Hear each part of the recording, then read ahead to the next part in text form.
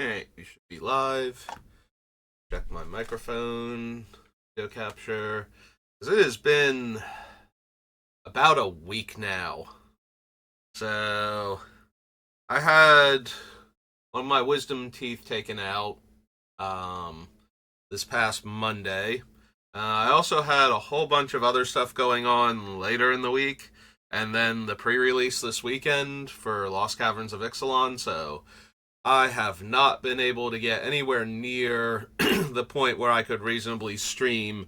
I guess yesterday, maybe, but had a lot of fun with Lost Caverns of Ixalan. It seems like a very interesting set, and I'm looking forward to getting to draft it more later this week. But I had this idea that we could build a second version of the Sixth Doctor with Romana the Second. So here we have her here. Instead of Ian Chesterton as the Doctor's companion. So her whole thing is that you can make a tap token that's a copy of target token that entered the battlefield this turn. One thing I wanted to talk about real quick, because I don't know if I actually mentioned this while working on the Sixth Doctor and Ian, and I might have even implied otherwise. So a big part of them is that you copy spells on the stack and create token copies of the permanents they become. That does not actually work with doubling season effects. The doubling season effects still have to be in the deck because we are still using things like Three Blind Mice, City of Death, and Battle for Breckguard to copy the tokens that are already in play, and that does work. But when you copy a spell that is a permanent spell and the copy results in a token on the battlefield, that is not the same as creating a token for the purposes of card effects like Doubling Season, Parallel Lives, Anointed Procession, all of those. Those do not interact with that type of effect. So that is important to note. And we still need those cards in there because we still have enough token makers. But I don't think I ever actually stated that. And that's one of those weird rules that I kind of half forget until I'm sitting there looking at the cards going, oh, right, this doesn't actually make an extra copy. So I might have even implied that those two would work together. I don't think I outright stated it, but I probably implied it at least because I sometimes forget that that's how that rule works. It's kind of like when you have something that triggers when attacking and you put it into play tapped and attacking already, it never was declared as an attacker, so its trigger never happened. It just bypassed all of that and came into play as an attacking creature. So it's the same principle. The thing that's resulting in the token being put into play is not in effect creating a token, it's the resolution of a spell resolving in a way different to how the spell normally resolves because it's a copy. So it doesn't actually make the token the way normal token makers do, and therefore does not trigger doubling season. So the Doctor's ability, Ian Chesterton's ability, both of those create copies of the spell on the stack, and therefore don't trigger doubling season effects. So anyway, we are starting at 106 cards remaining on the list, because this is where I realized that I probably wanted to do a Romana the Second build for this deck. So I have to go over all of the cards that are still on the list, because I genuinely do not remember. I did switch up so that Romana is now listed as the secondary commander and not Ian, and Ian will probably go, because we will be able to cut a bunch of the less important sagas now that the deck doesn't need to focus on them. The main three, especially Three Blind Mice, because that is the one that has the most synergy with this deck, will be staying. So Three Blind Mice, City of Death, and Battle for Breckguard will all be staying on the list, but this gives us room to get rid of less potent ones like History of Benalia and the Sea Devils. So, hey, let's see what we got. Counterspell, Mana Vault, Swords to Plowshares, Mana Drain, Nature's Lore, Enlightened Tutor, Argo Guardian Enchantress, Carpet of Flowers, Worn Power Stone. We might be able to cut some of the extra mana production, since Romana only needs one in tap, whereas Ian needs the total casting cost of the Saga in order to make copies of it, so. And we'll focus more on token production at this point because of that. Ari's Wake, Enchantress's Presence, Gilded Lotus, Sad Robot, Crucible, Honden, Sakura Tribe, Sensei's Divining Top, Chisei, Doubling Season, Farseek, Hour of Reckoning. Probably be able to cut Chisei. We're only going to be running a smaller number of sagas in this deck, so. Still a decent number of enchantments, though, and artifacts, so we probably want, like, some of the other things that we can grab, but. Anyway, Clock Spinning, maybe not now. Coalition Relic, Pact of Negation, Mirror Entity, Idyllic Tutor, Lenalendra Archmage, Tezzeret, Path to Exile, Oracle of Moldiah, Everflowing Chalice, Karn Liberated, Phyrexian Metamorph, Cyclonic Rift, Eidolon of Blossoms, Ulamog the Ceaseless Hunger, Disallow, Heroic Intervention, Pointed Procession. Double checking. Okay. Yeah, my brain kind of went like I'm saying the names of the cards out loud, but I'm also thinking about something else, and it's like, wait, what names did I just say? History of Benalia can probably go. Karn's Temporal Sundering, maybe. Wrath Capuchin, Mothering Tithe, Oko, Conquer's Death can probably still stay. We probably don't need Yoribes the Sea God, though. Heliod's Intervention is fine. Battle for Bretgart can stay. Chariot I probably want to keep this time.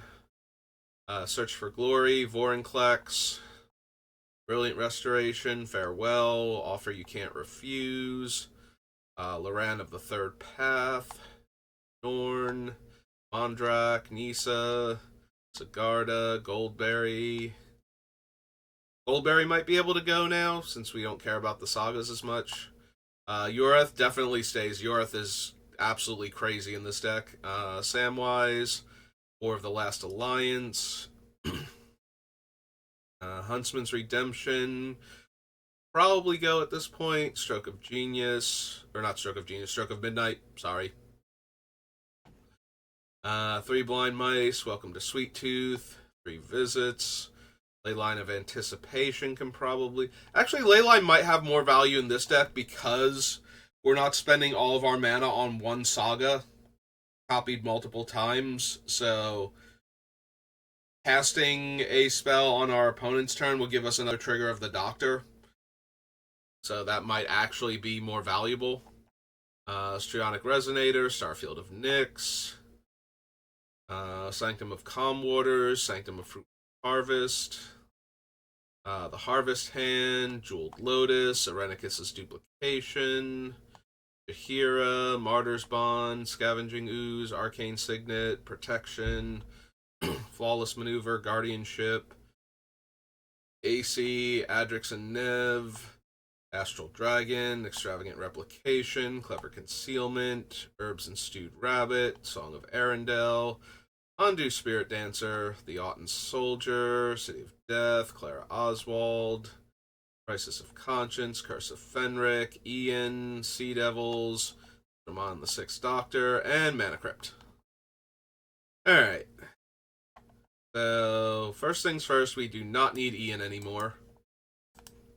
Like, we don't need him in the main either, because I'm going to be cutting a bunch of the sagas, so having him there to copy them isn't really that big a deal. And yeah, we can get rid of the Sea Devils, because I don't think we need them anymore.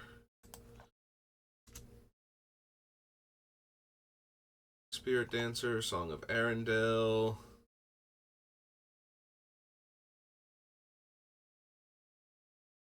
Does make a bunch of tokens and lets me draw cards, so I'm probably still down for the Song. Herbs and Stewed Rabbit is fine for right now, unless we cut Samwise.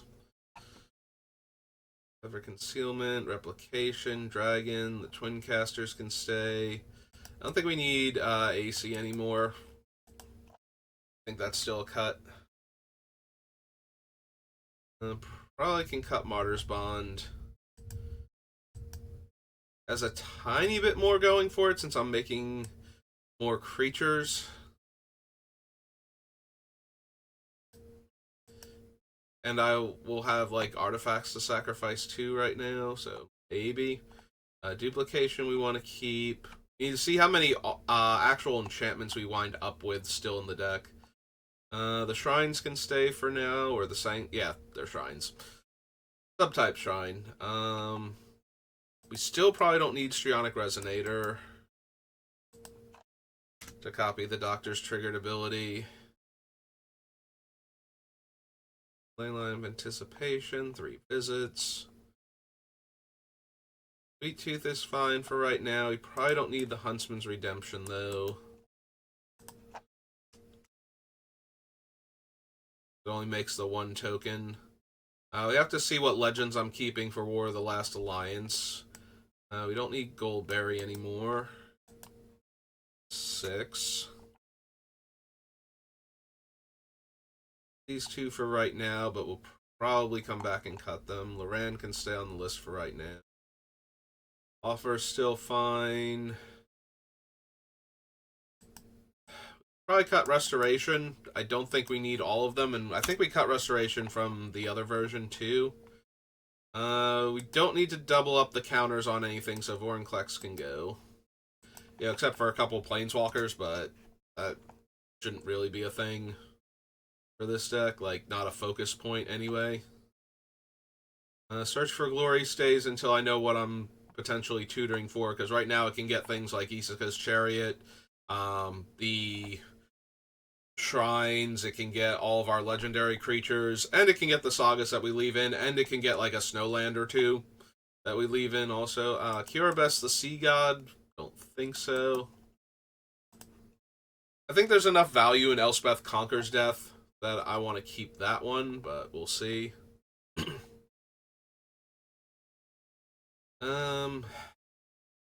So since this one is less mana intensive, even though Smothering Tithe is making treasure, we probably don't need it. Get rid of that. Wrath can stay for right now. Sundering can stay. I don't think we need the History of Benalia, though.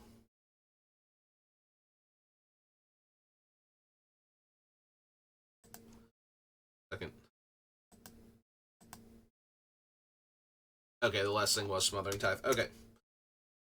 I was like, wait, did I cut something else between when I was talking about Smothering Tithe and when I got to Benalia? I messed that up. Anointed Procession definitely stays. Intervention is fine for right now. Disallow is fine. Ulamog is fine. Cyclonic Rift, Parallel Lives, Metamorph, Liberated.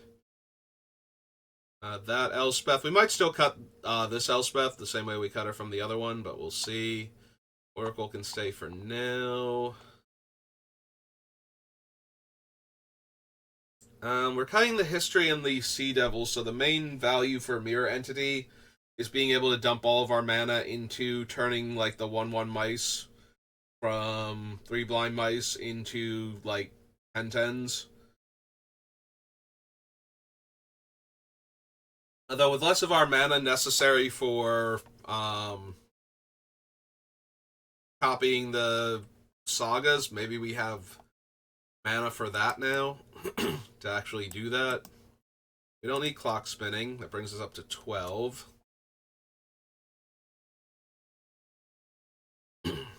Reckoning can stay for right now. Farseek, Doubling Season.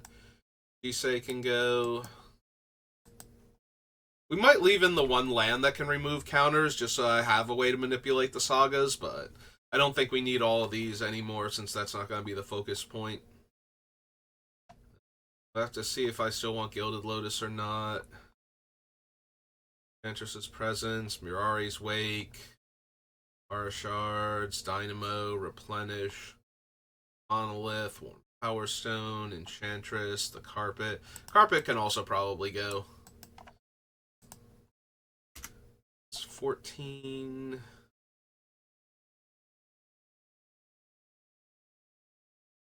Alright, so we cut those 14 off of the list.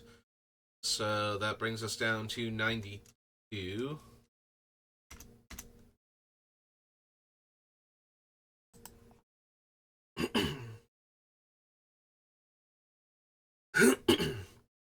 Alright, so what are our big things to copy with the Doctor and Romana now? I don't think we need a bunch of the card draw off of enchantment effects. So I probably want like a couple card drawing artifacts or something in the deck to make up for that. We can also continue running the Honden and the Sanctum as card draw engines for the deck, because they function just fine as um, like a personal Howling Mine and a personal Anvil of Bogarden each turn, and then we can potentially upgrade them by making copies of them at a later time.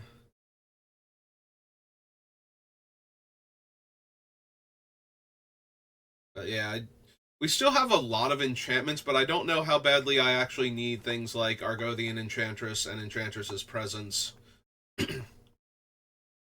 in the deck, because enchantments are no longer a major focus. We have enchantments.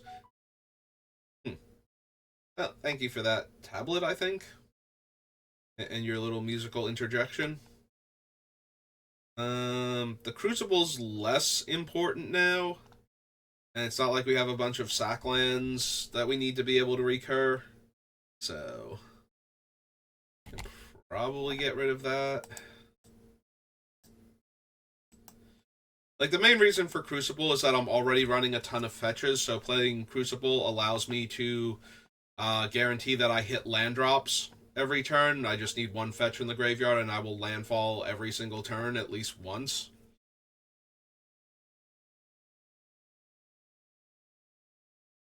So that helps when I'm trying to do that, but this one doesn't feel anywhere near as mana intensive, so I don't think we need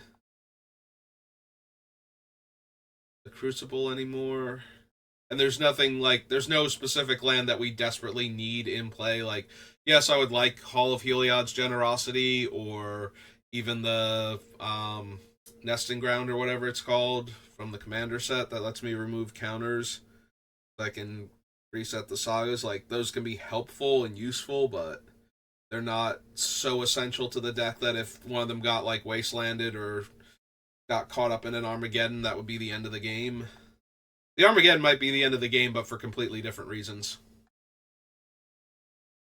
To that end, I don't know that we need Oracle of Moldiah anymore.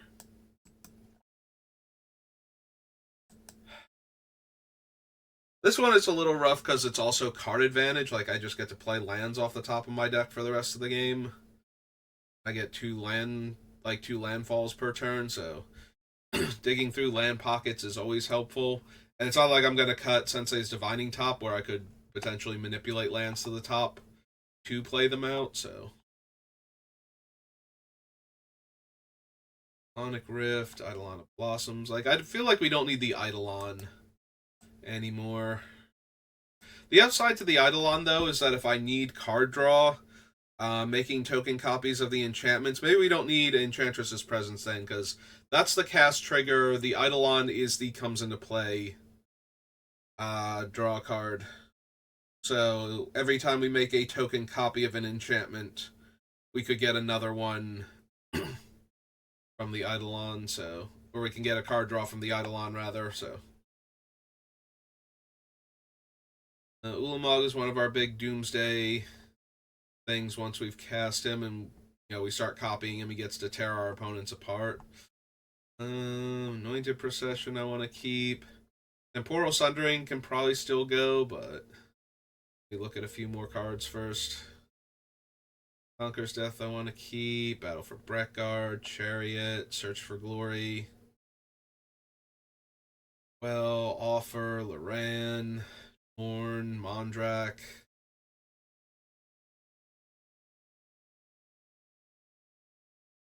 Definitely keep Yoreth. So far, Samwise is staying. If we wind up cutting the food making sagas, then Samwise can go. And there's always the chance for that. It does help that two of the food making sagas make other tokens also.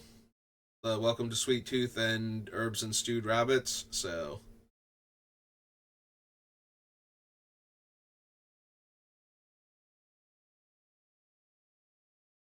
Probably not necessary though, like. If we got rid of those, there's a real chance we could get rid of the Martyr's Bond also. Because then we're losing some of the. Like, we've already lost a couple of treasure makers, so if we lose a couple of food makers too, it's a lot harder to kill all of our opponent's artifacts by having that in play and just sacrificing the artifact tokens.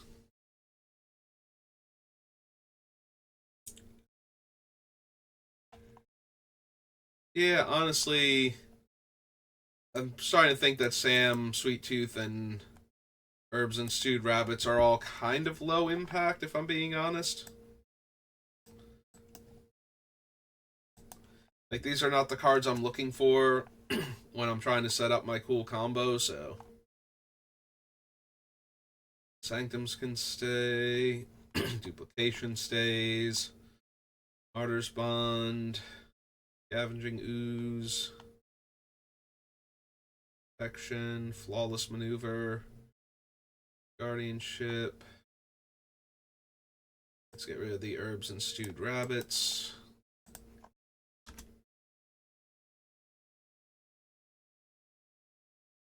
Death stays. Curse of Fenric still feels like a decent removal spell, but it's only okay when I'm not making dozens of copies of it. Which I still might be able to do, make the dozens of copies of it just to just to keep pulling everything apart by recycling through it. Like, that dies, and that dies, and that's Fenric, and now that's Fenric, and now you have two Fenrics, so one of those has to go, and now I make the other one fight the first Fenric, the surviving one, and then that's dead, and that's dead, yeah. We can do a lot with that card, but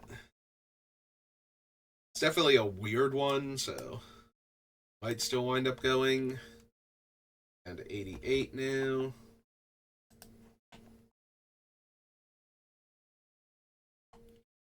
So let's see. Nature's Lore, Enlightened Tutor, Argothian Enchantress. I think we get rid of Enchantress's presence at the very least. We probably don't need the Mirari's Wake anymore. But I want to see if I'm going to ramp with land or artifacts primarily, and then we'll decide like which ramp to get rid of. But yeah, I can see getting rid of the Enchantress's presence.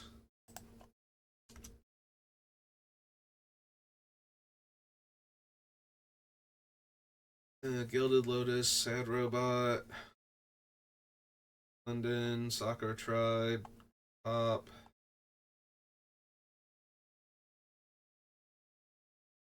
Relic, Pact, Mirror Entity, Idyllic Tutor, Archmage, Tezzeret, Oracle. Okay, the Woodfall Primus is still gone. Like, I don't remember seeing Woodfall Primus. Is that off the list? And the answer is yes. Elspeth Terrell. Probably gonna go for the same reason she went last time.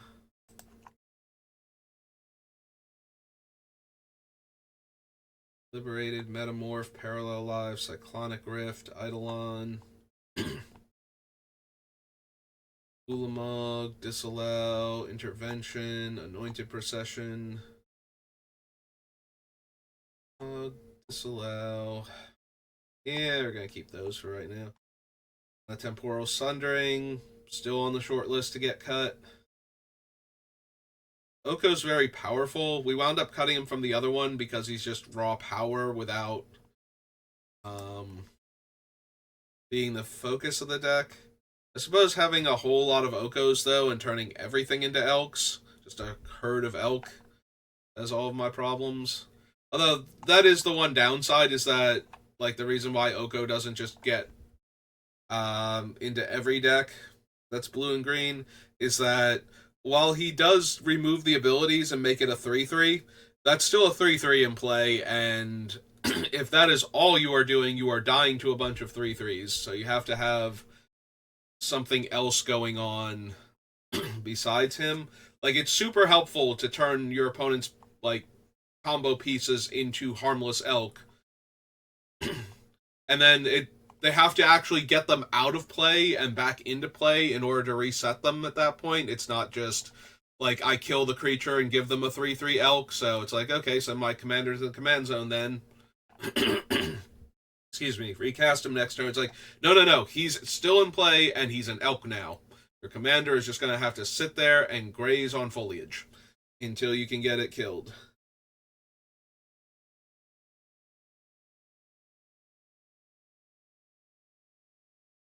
So that is the like strength of Oko, but the thing is also a bit of a downside in that now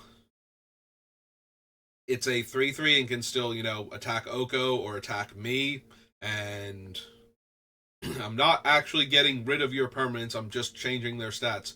In fact, if your combo pieces are non-creatures, I am now giving you creatures to kill my Oko with, so if you ever reset them, they're back to normal and I can't do anything about it, so.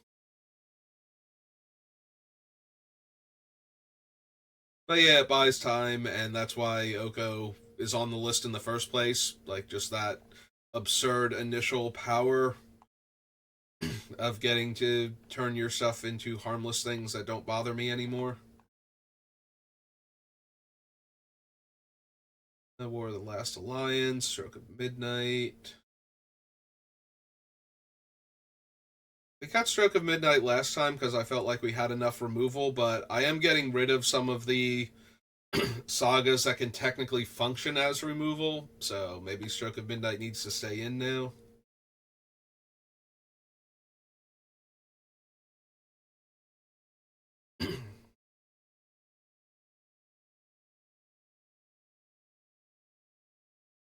Sithis is legendary, so we can copy her to get more card draw out of the enchantments we're still running. Yeah, I can probably cut Martyr's Bond. I absolutely love Grave Pact, so every time I see Martyr's Bond, I kind of want to see if I can jam it into a deck, but doesn't really feel like the best fit for this one anymore.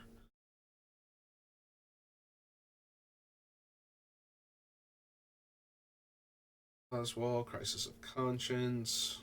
Okay, so that's 3 more off of the list. So we're down to 85. Alright, let's check my fast mana and see, because I still have the fast mana list down here.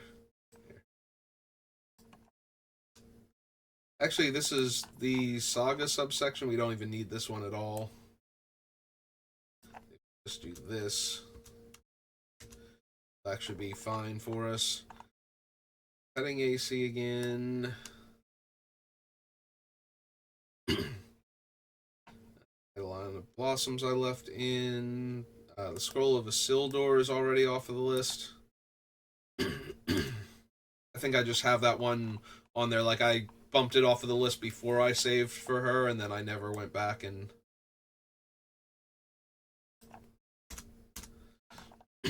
Alright, I just cut these off the list, right? Like, if I go back up here, yeah, we were at 88, so clear that off before I mess this all up. Excuse me. It's the card draw. We took AC off. Sanctum, 3 visits, Ureth, Nisa, Skyclave, Firemind, Mothering Tithe I got rid of.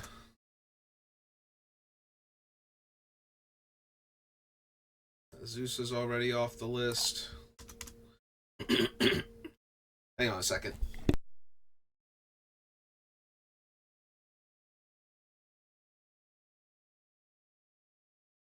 Alright, let's see if that does it. Get some water.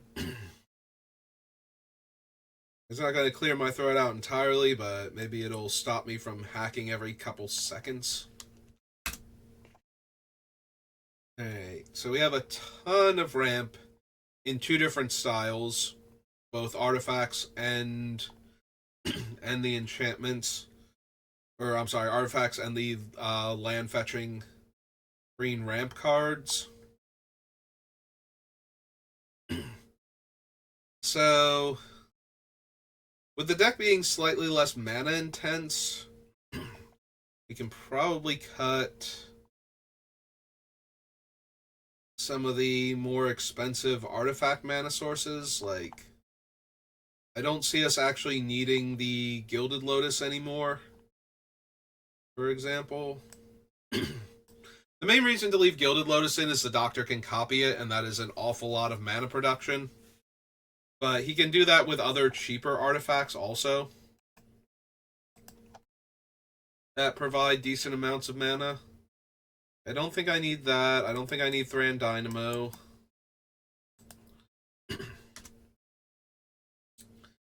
Can cut. Have Skyclave Relic,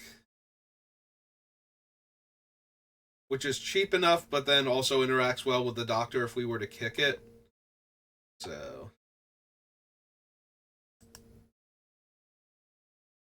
get rid of Firemine Vessel.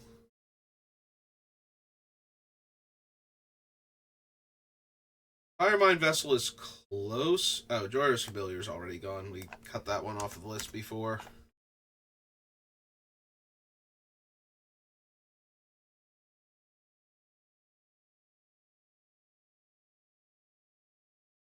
I'm going to keep Yoreth infinite. I can still come up with good things to do with infinite mana even when I don't need to copy a saga 15 times.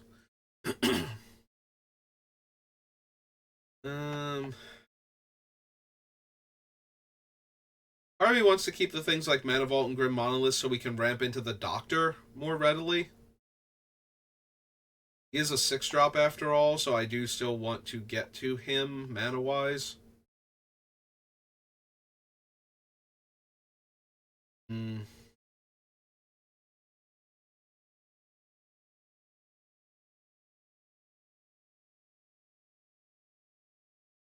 we do just cut the more expensive mana rocks. The problem is that the mana rocks, we can use the cheaper ones to ramp into them. So the back and forth here is that the Doctor can copy the mana rocks when I cast them if they're my first, historic spell cast in a turn. And if I don't have anything else going on, copying, something like Gilded Lotus or what's its name, the Firemine Vessel or Grim Monolith even, like, there's a lot to be gained from doing that on subsequent turns by just having a huge amount of mana production, whereas if I don't have anything else to copy and I cast a like 3 visits or rampant growth or any of those effects, I'm not getting as much benefit from that, so I'm a little more inclined to ramp with artifacts. So maybe I don't cut the Lotus or the Thran Dynamo. Maybe I cut the cheap land fetchers first instead, and then figure out if I need the higher casting cost artifacts for this thing. So let's see. Gilded Lotus was up here with Sad Robot, so put that back on the list. Grand Dynamo was up here under Worn Power Stone and Grim Monolith. They put those back for a second. Instead, we go Nature's Lore. Cut the Mirari's Wake because we don't really need that at that point. Sad Robot does still work for the Doctor, but I can see cutting him because I think the mentality was that he was a 4-drop, so I need to ramp before the doctor, so I'm spending 4 mana to get one land with him, and then when the doctor's out, I want to be doing other stuff. So it's not great before, and it's not even that great afterwards either. We cut the sad robot, I think. Cut Farseek.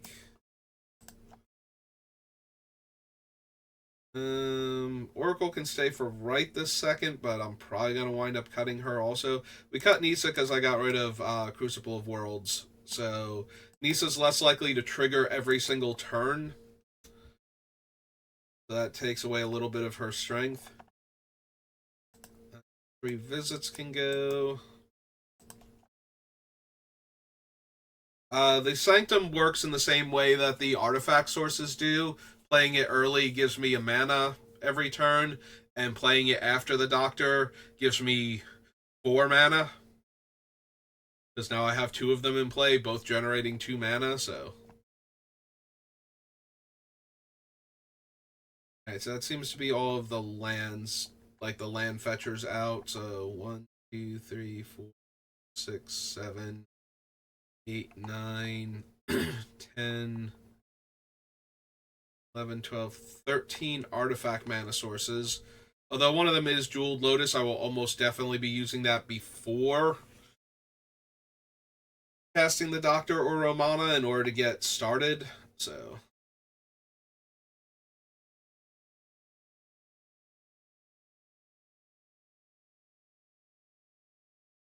Yeah, I think I like having the artifact mana sources and the legendary rampers also, as opposed to the land fetching ones. I think that's good. Let's see, 3 visits. Oops. R's, not enough E's. Oh, right. I already feel silly for typing in 3 and expecting. I'm amazed we got to that one first. Issa. It's me. Arseek.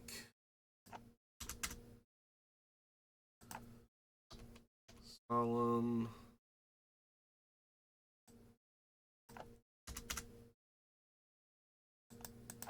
Steve.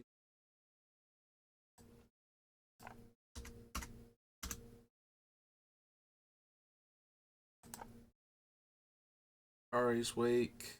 Oops.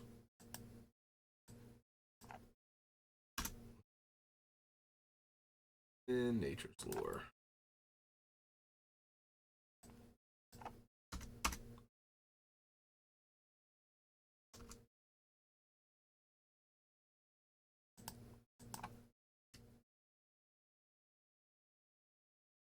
Okay, so 1, 2, 3, 4, 5, 6, 7.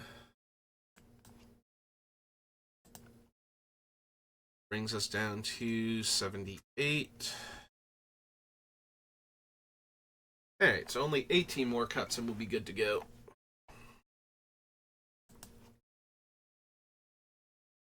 Alright.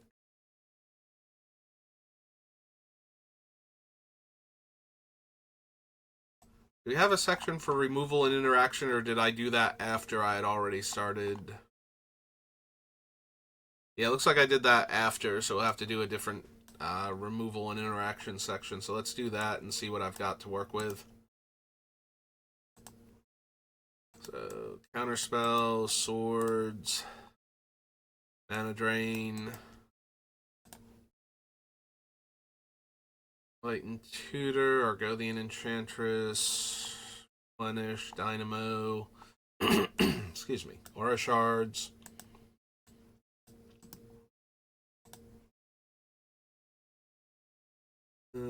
Temple, Gilded Lotus, Honden, Our Reckoning is on this list.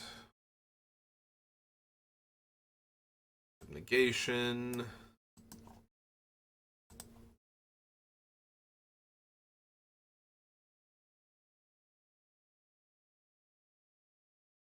Oh wait, Glenalendra is a counterspell. She goes on the.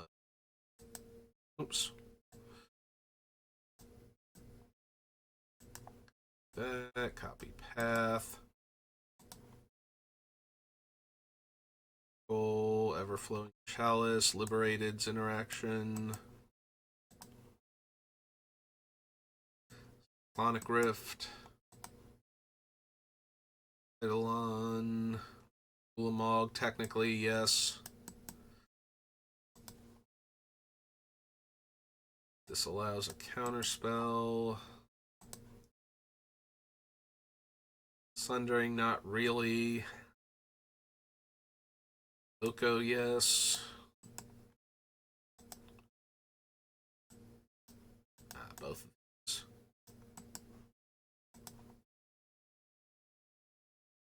Battle, Chariot, Search. Farewell.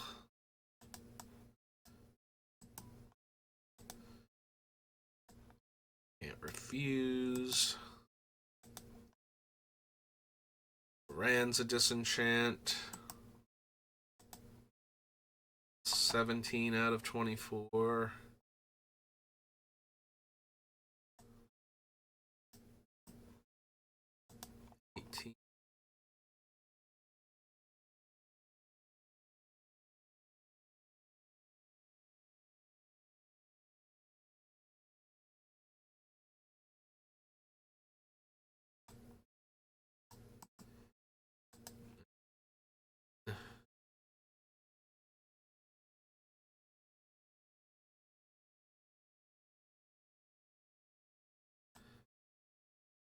These are both meant to be interaction.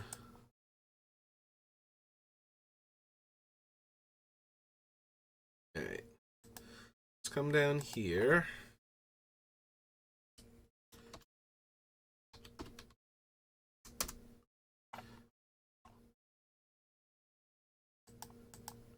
Counterspell and my swords. And my mana drain.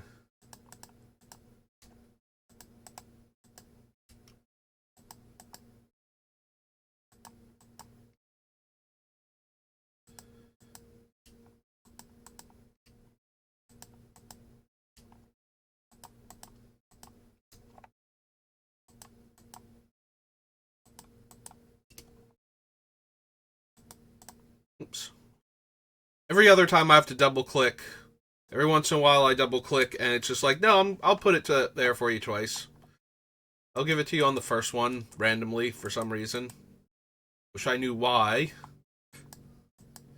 That way, oops, didn't have to double click all the time.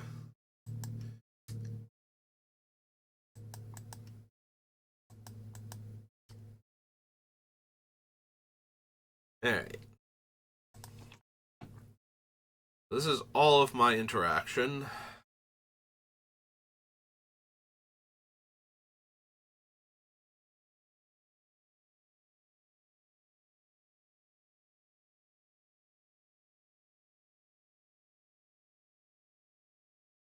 Yeah, I definitely don't need all of these, so figure out what ones we don't want.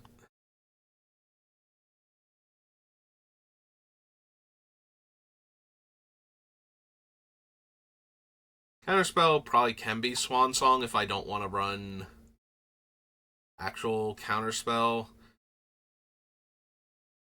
I don't know that I need Mana Drain or Disallow either in this version. We can keep the Mana Drain because we're ramping with artifacts, so if we counter anything early, we can play like an artifact mana source because of that and help ramp that way, even if we don't have anything we want to hit right away. I don't think we actually need the Disallow.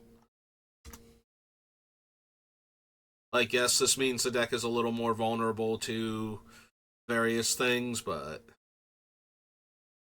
yeah, I would rather have like a Nimble Obstructionist, I think, at that point. I don't think I need Disallow if I'm worried about those decks. And if I'm worried about those decks, I don't know that this is the deck to be playing against them.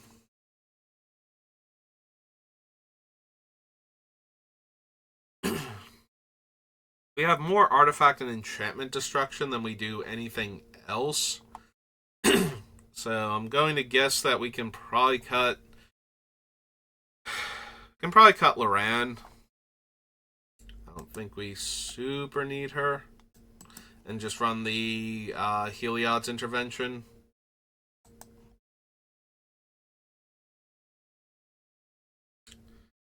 We can probably keep the stroke because I got rid of cards like Cure Best the Sea God, so we have a little less catch-all removal.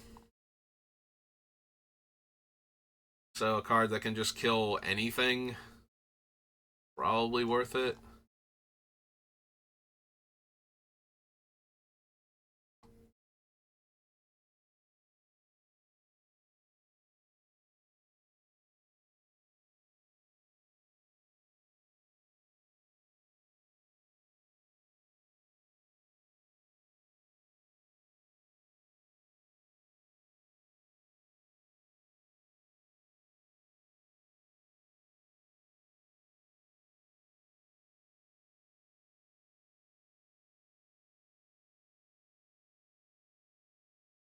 So get rid of those two. I feel like we gotta get rid of at least one or two more cards out of the removal package, and then the rest of the stuff kind of needs to come out of like random utility things.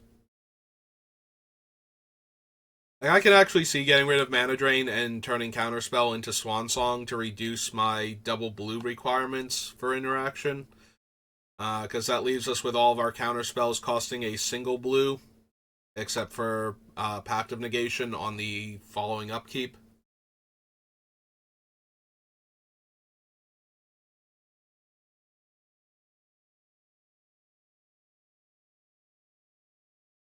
I hate getting rid of Mana Drain, though, when I'm ramping with Artifact Mana, because it makes it so much easier to cast the more expensive Artifact Mana sources. Also, we have Karn and Ulamog, so we have plenty of places to dump like high amounts of colorless mana into relevant board affecting spells.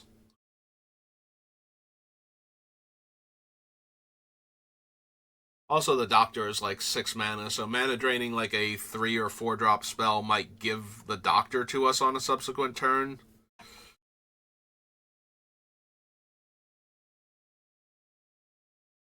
Alright. We can cut Loran and we can cut disallow. I was about to say disenchant because she is one, but her.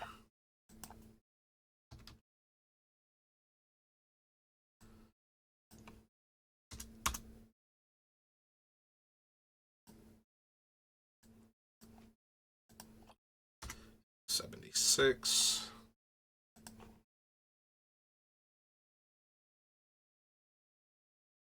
Alright. Can we get rid of any of the weird, like, fun but not necessarily on theme cards?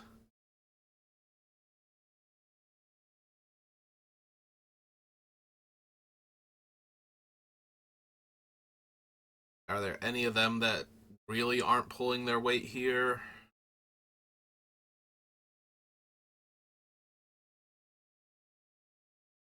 Seeing in, Sensei's Top, Doubling Season, Hour of Reckoning, Relic Pact.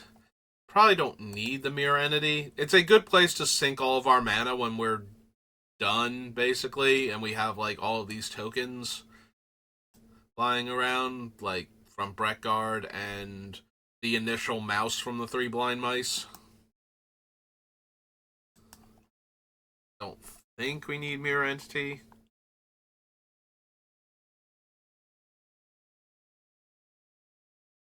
Seeker, Oracle Moldaya.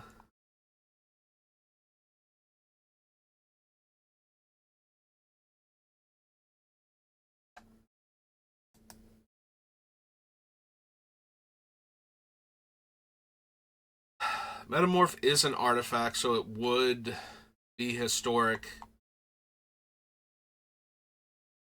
I never did get an answer for copying legendary creatures, the things that say except that it isn't legendary. I must have like misentered their email address or something. Like some guy whose name is like Moko something just got a random question about Magic the Gathering cards. It's like, the hell is this? Is this a scam? Am I being scammed right now? Oh god. Where's my antivirus software? How does this thing work?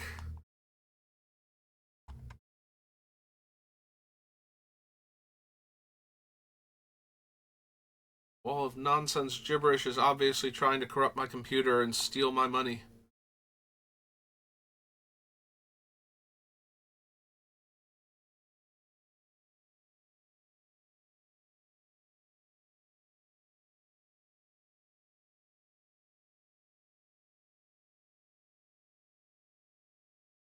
Um, hmm.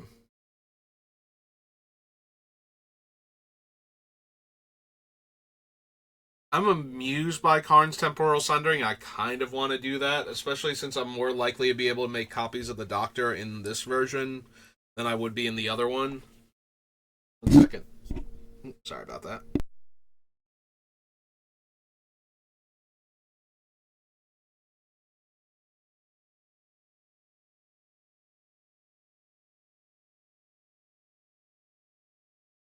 Okay, I'm back.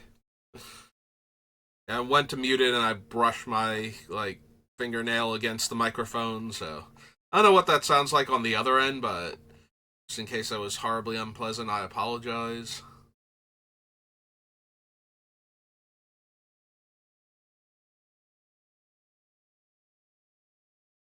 I can probably cut Search for Glory. I do have a lot of tutors. I do still have a bunch of decent sagas, but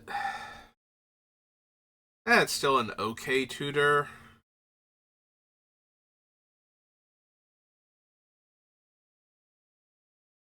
What I need is a white tutor that gets me historic cards. That's what I actually need. Like white and two, put a historic card from my deck into my hand. That would be the thing that would do best for me in this deck, I think.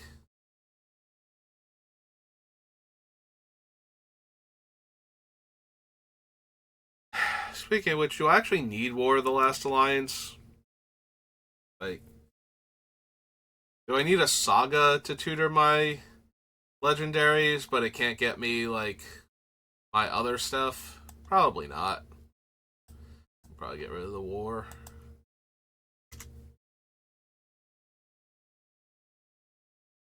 Like, Sigard is still fine, but not essential, so we could theoretically cut her. How are we doing? We're almost at an hour. Is this going to be a 2-stream thing? It might be a... The problem is, I think the other stream's going to be, like, 20-ish minutes, so maybe this is all just one big stream then. We figure out the mana base for it and we're just there. Because right now I need 14 cuts.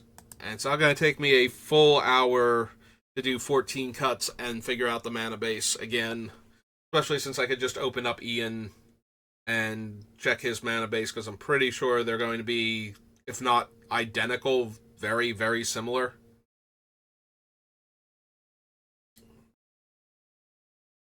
Hmm. Do I need to do the thing that I did with Although Scavenging Grounds works worse now that I've cut Crucible as my anti graveyard shenanigans, so I probably want to keep Scavenging Ooze since I cut Crucible.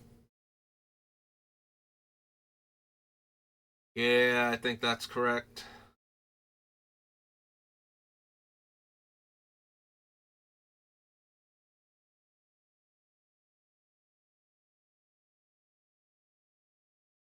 Also, we probably cut Heroic Intervention, keep the Teferi's Protection, keep the um, Clever Concealment. Like, they're a little bit more expensive, but they also protect against effects like Farewell, which Heroic Intervention just doesn't do. So,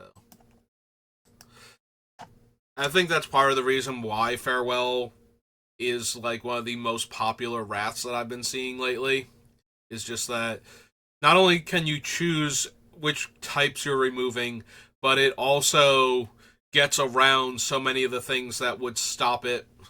Like, Heroic Intervention, Boros Charm, all these things gaining indestructible, hexproof, and all that just does nothing against Farewell, so. And you really need to kill everything.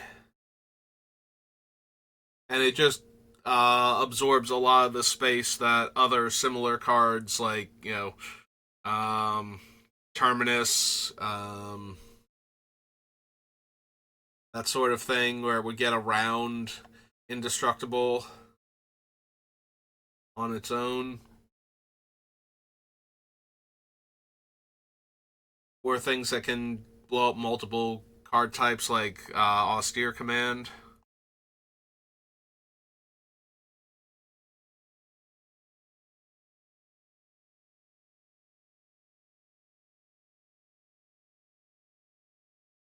Got rid of the Heroic Intervention, right? We went down to 73, yeah.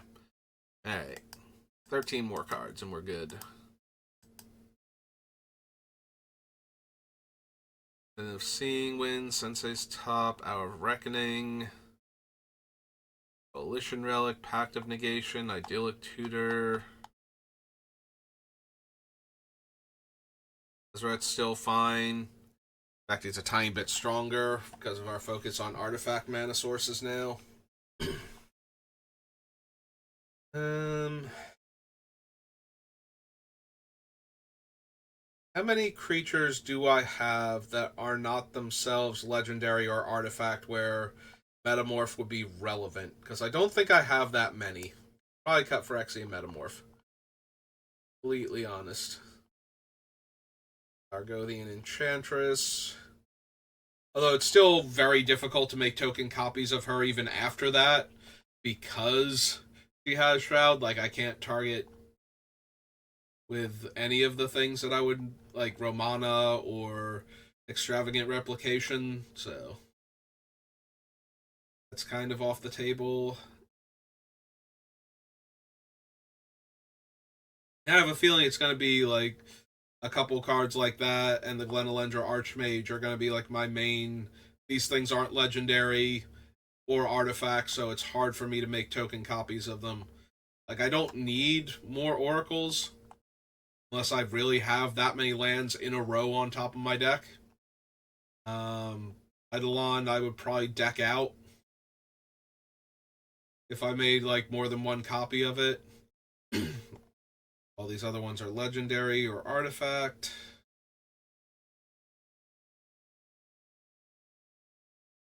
Andrax, Sigarda, Urith,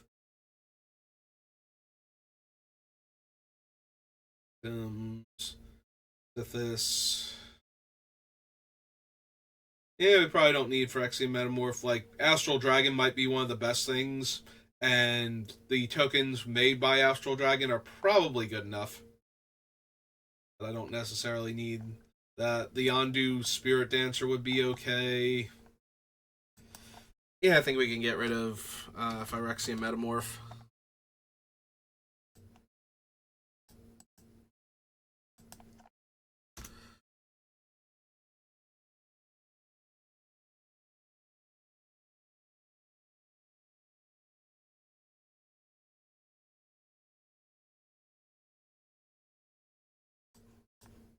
Alright, so that puts us down to 72. That off the list.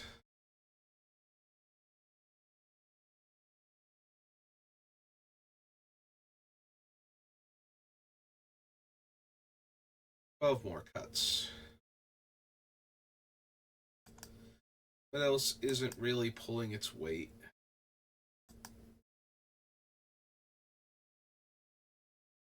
There's still temptation to cut the Oracle of Moldiah since we're ramping with artifacts anyway.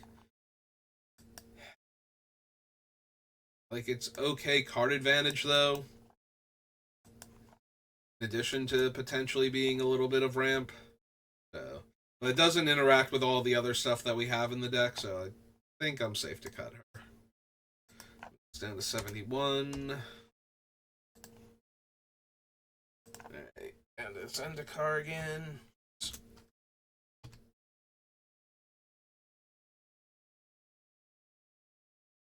Alice, Karn Liberated, Sonic Rift, Eidolon of Blossoms. If I cut things like Eidolon, I want other card draw engines in the deck make up for that. So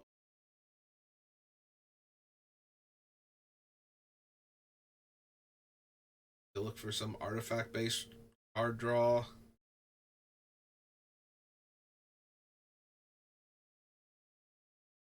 Go Conquers Death, Intervention. Do you want to keep the battle? Do you want to keep chariot? Search for glory. Offer. Horn. Track.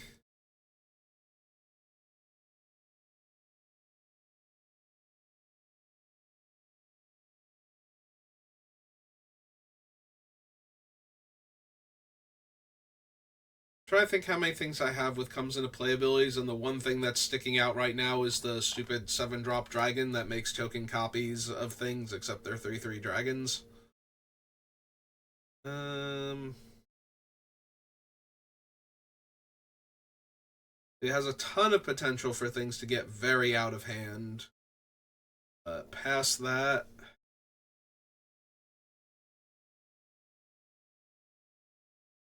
I would need it. Like, I'm looking at Norn, and I'm like, how many things do I have where I have comes into play triggers I want to double up? But the problem is that if I get rid of enough of the things that have comes into play triggers, like if I only have one or two left, then I kind of want Torpor Orb in to pair with Norn, so that way nobody else's comes into play abilities work.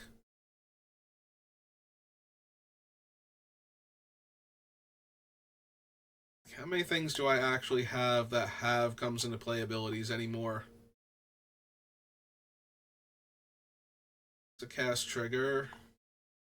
Also, it primarily has to be for creatures, because that's what's getting shut off by Torpor Orb.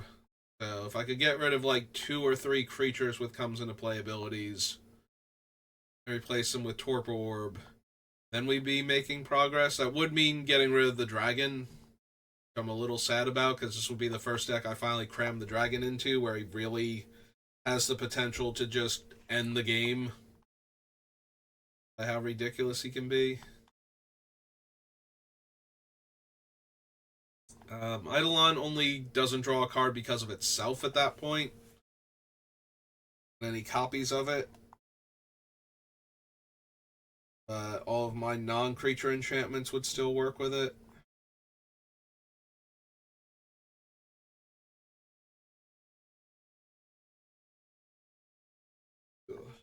Alright, so Torpor Orb wouldn't shut off Isuka's chariot, right? I'm not forgetting how Torpor Orb works. It is just creatures, like, if something would trigger because a creature came into play. Yeah, creatures entering the battlefield. So Isuka's chariot would still make the 2/2/2s.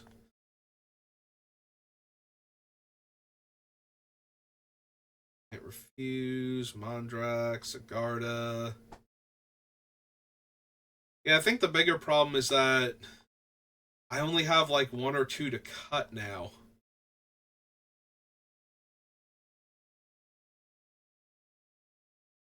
Everything else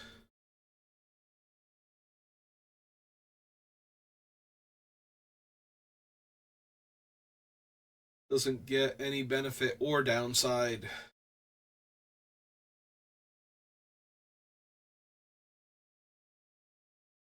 Yeah, because everything else is a cast trigger. So technically, I can jam Torpor Orb in here if I wanted to. The only card it's even negatively impacting is the Astral Dragon. That doesn't help much. That's, swapping out one card for another. I do really love when I can jam a Torpor Orb into basically any deck. But I think here, I've always wanted to put the Astral Dragon in a fun token producing deck, and I think this is the deck for him, so we're just gonna leave him there for right now. And what else I can cut instead?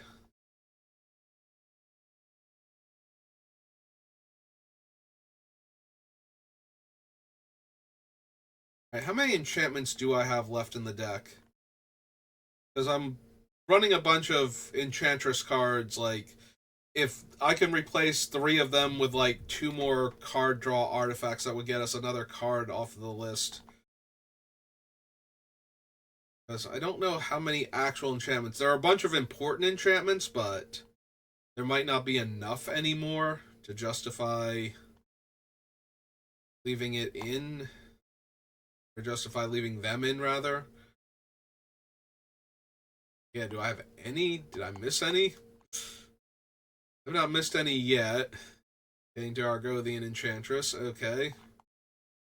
Alright, so that's 1,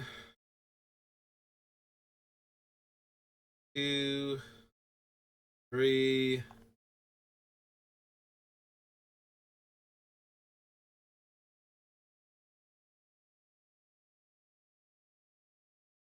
4, 5, 6,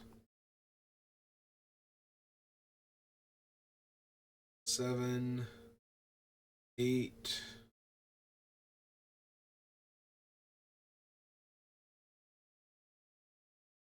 Yeah, this isn't looking too good. 9, 10, 11, 12, 13, 14,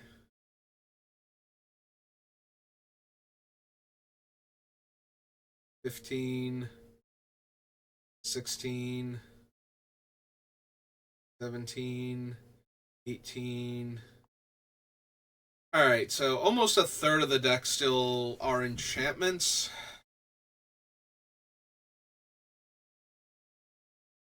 But none of them are like cheap things where I could rattle off a few of them, so I think the Eidolon of Blossoms is still fine. But I'm wondering if I want to replace like Sithis and Argothian Enchantress with different card draw.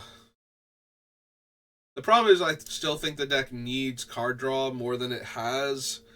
So cutting them isn't just knocking cards off the list. It's like, no, they need to be like cheaper artifacts that will draw me a bunch of cards every turn, or like enchantments like the Sanctum and the other thing. So I need more effects like that. Get extra cards into hand. Make sure I have something to do with all of this mana that I'm playing and making copies of potentially once the doctor is already down. Um,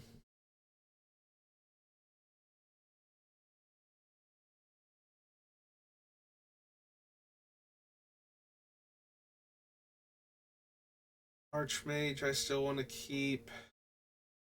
Although maybe we get rid of her. She is one of the few things that I can't naturally copy.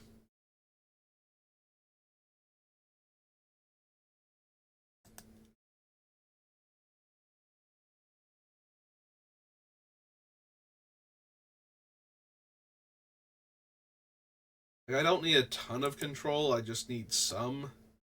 Also, making token copies of her is a little less helpful because they only work the one time.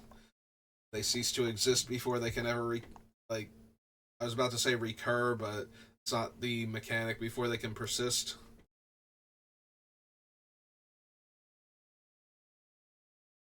See, cutting her.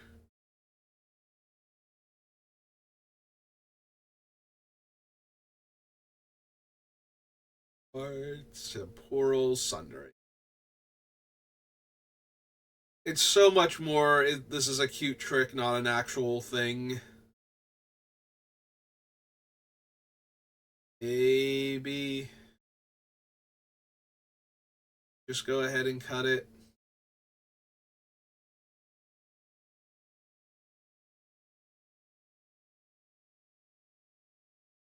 Do I want to cut Karn's Temporal Sundering? The answer is no, but also I need cuts. So I guess the better question is, out of the cards I have remaining, is this one of the better cards to be cutting here? And that one's a lot more likely to be a yes. I really need like multiple copies of the Sixth Doctor in play before this gets going, so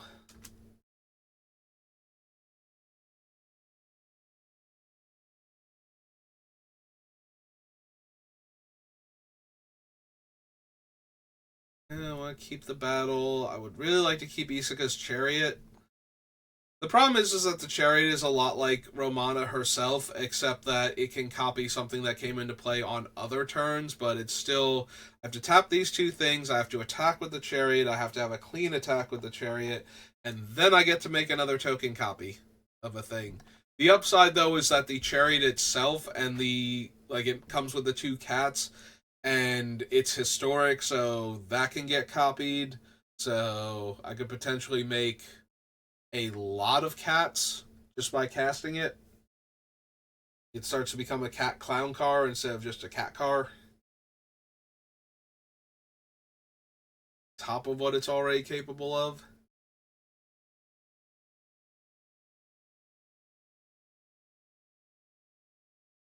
It does need a clean attack though, or I just need to be able to make more copies of it, basically. That actually might be the gimmick here, is that, I animate them, I attack with them, I target the non-legendary token copy of them, I make like more copies, and then I make more cats.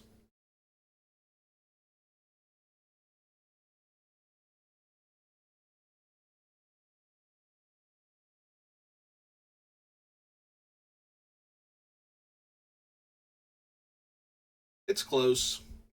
I can see cutting Isaka's chariot from this build also, because I have so many other ways to copy things that I made tokens of. So it does help that it is itself its own little army. Maybe that's not good enough here.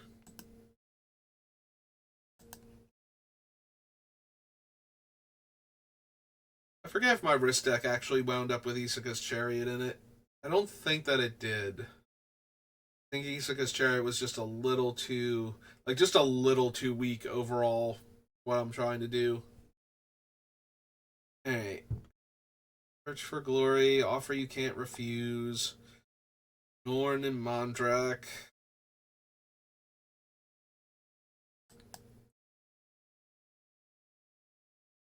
I do like the idea of Sigarda being in play, stopping all targeted removal from working, so that the opponent has to find a Wrath in order to break up my fun combo. Especially with the fact that I can usually protect my other stuff from mass removal with like the three things that I'm running, plus some counterspell backup, so.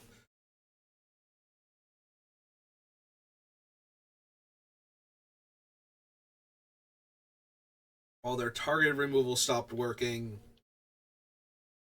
and I just have to focus on the mass removal. I think I'm going to get rid of Leyline. We'll keep Raf Capuchin for right now, but we'll get rid of the Leyline. That's fine. Also, that's another enchantment going off of the list. Seriously, I need to get rid of Lithis and Argothian and replace them, but I need to figure out what I'm replacing them with before I just go ahead and do that.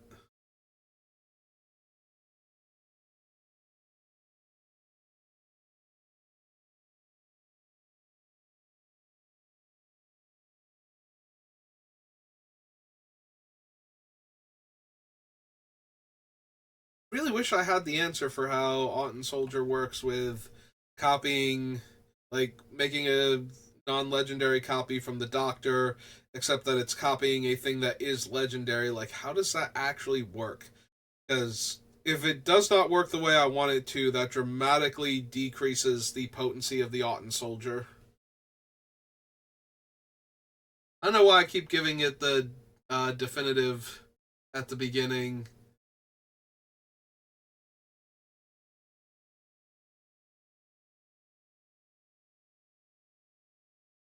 But alright, so I have these four. Let's cut those off of the list and see where I'm at now. That brings me down to 67. So I only need 7 more cuts.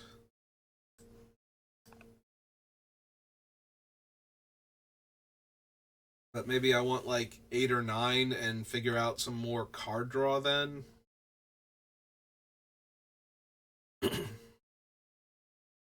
I have keep coming back to Oko. and how he's good but not perfect in Commander. Like in a lot of constructed formats, it's just you play Oko, you turn their most important thing into an elk, creature or artifact, and then you finish them off with whatever you have lying around, like now that their whole plan is disrupted by their thing having no abilities. And you are good to go. Or you shrink their giant guy down to a 3/3 elk, or you make a ton of food and don't die because of that. But I did cut all of the other food synergies, so maybe we can cut Oko then. Sorry, Oko. It's okay. You know how much the Magic community at large absolutely despises you. Like everybody who's not running you to do fun, cool stuff. It's just like, I hate that guy. He's used to it. He's also a, fairy and therefore prone to petty and malicious revenge. So it gives him plenty to do.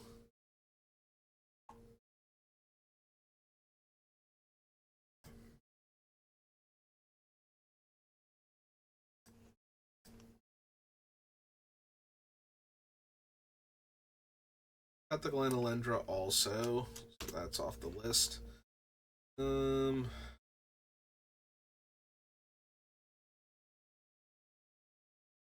Kind of want to keep all of those.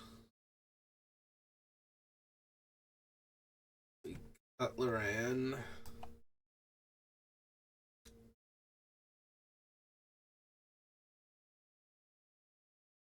Some of these, we'll get rid of these two and replace them. I don't even know that I want the Eidolon, honestly.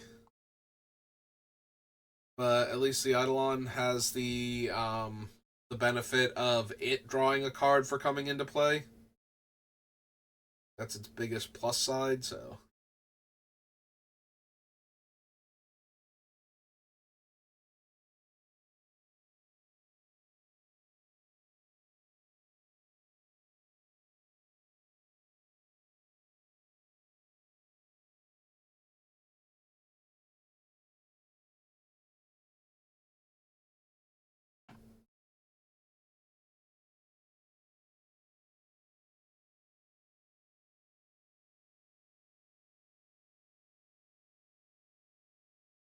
And Dynamo, Gilded Lotus, Coalition Relic. The Oracle's gone. Everflowing Chalice, Firemind Vessel, Skyclave Relic, Yorith, Sanctum, Jeweled Lotus, Jaheira, Arcane Signet, Mana Crypt.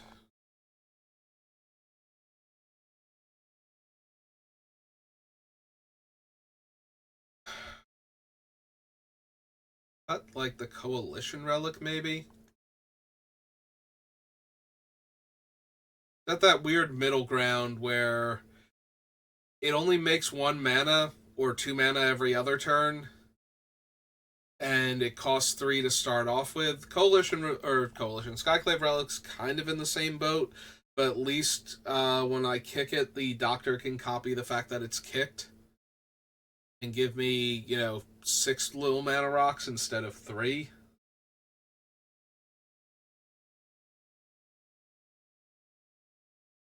Yeah, I'm wondering if I need both Coalition Relic and Skyclave Relic. The 3 slot. Like, yes, I definitely want Worn Power Stone and whatnot. We have a decent number of colorless requirements, not the least of which is the Doctor requiring 6 total mana. So 4 colorless from him, 3 for Romana. It's not like I don't need the makes 2 or 3 colorless mana rocks. Wonder if I actually need Coalition Relic in the 3-drop slot. The answer is shrug, kind of, not really. I also have Firemind's Vessel at the 4, so I can see cutting the Coalition Relic. That'll be like the last mana rock I cut, I think. The other option might be to cut one of the other ones, one of the more expensive ones, and go for Felwar Stone instead, but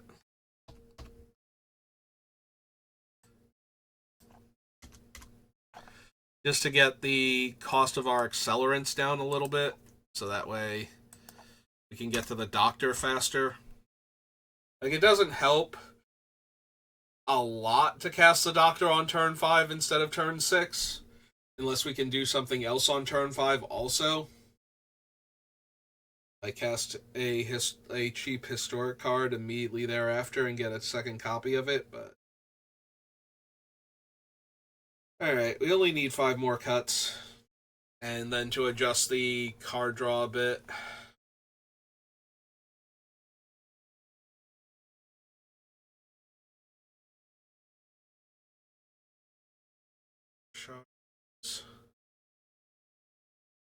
Probably wind up cutting Temple of the False God now that we're not ramping with land searching anymore. In fact, I'm just going to go ahead and bump that off for when we're doing the lands while I'm thinking of it, save a little bit of time later on. About the same amount of time, one or the other.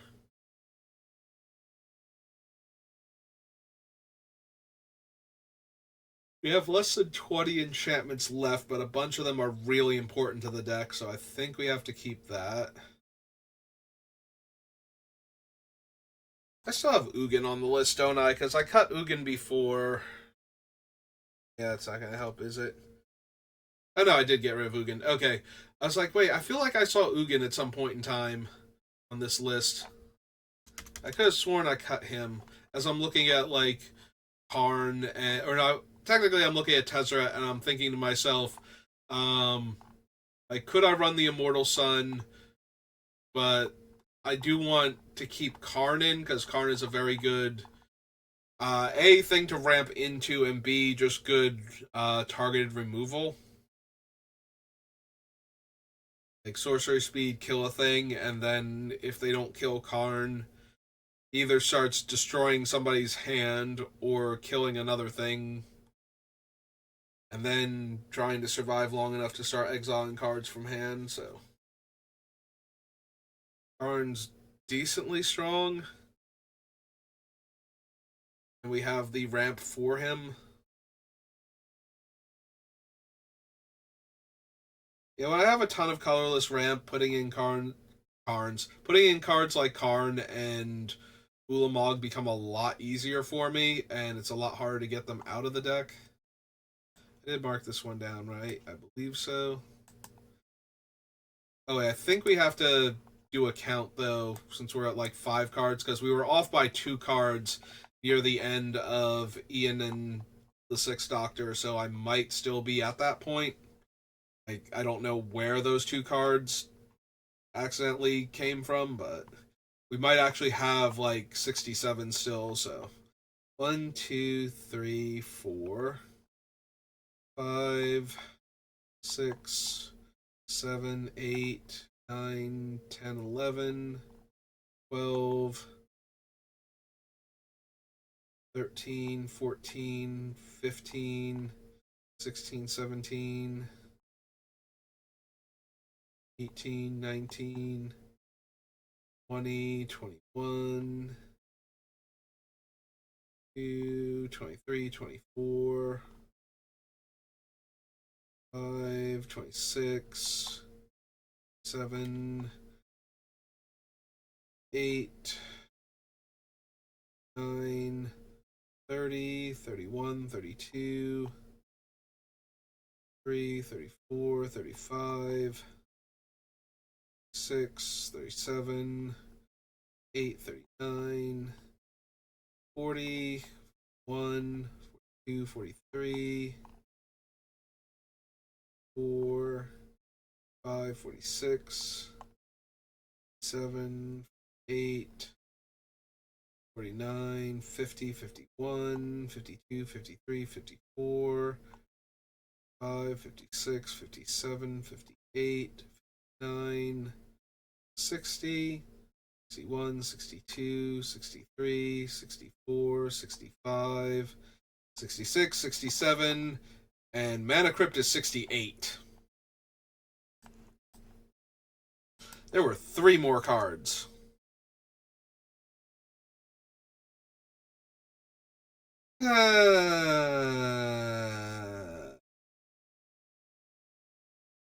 Stupid goalposts standing up and walking further away from me.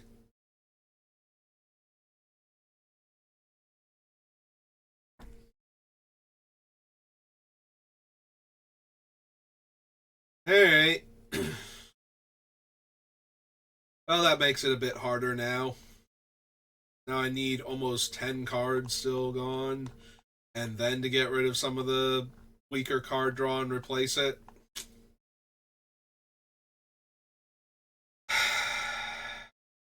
Yep, okay. This is fine. Only have this one. This is only gonna be like a 2-hour video, it's fine. So maybe I will have broken it up into like the hour mark and the other hour mark.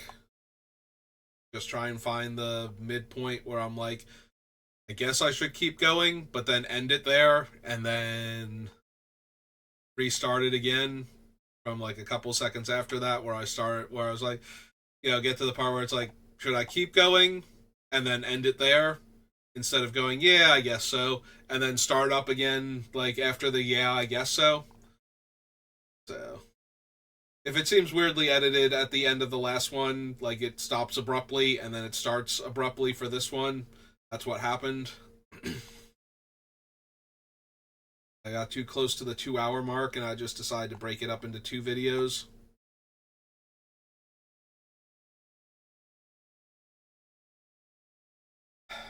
Alright, anyway. Back to trying to figure all of this out.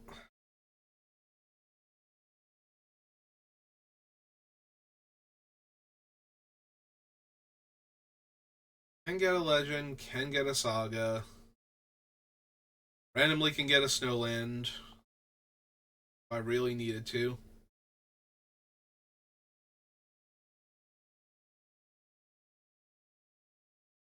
Mondrak, Sigarda. I don't know, maybe it is Sigarda. Maybe I just keep making so many token copies of things that targeted removal isn't at its strong suit anymore. Less repeatable targeted removal. Like, she's one of the least important cards on the list as far as getting the deck running. She's more like to stop somebody from breaking it up once it is running. I guess technically I don't need Jaheira anymore either.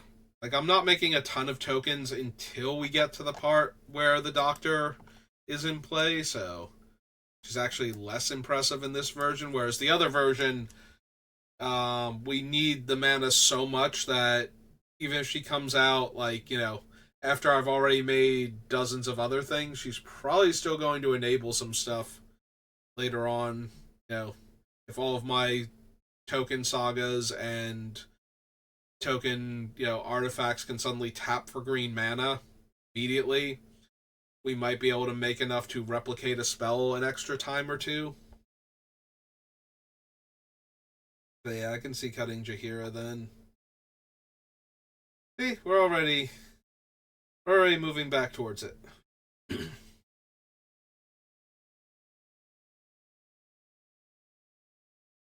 Again.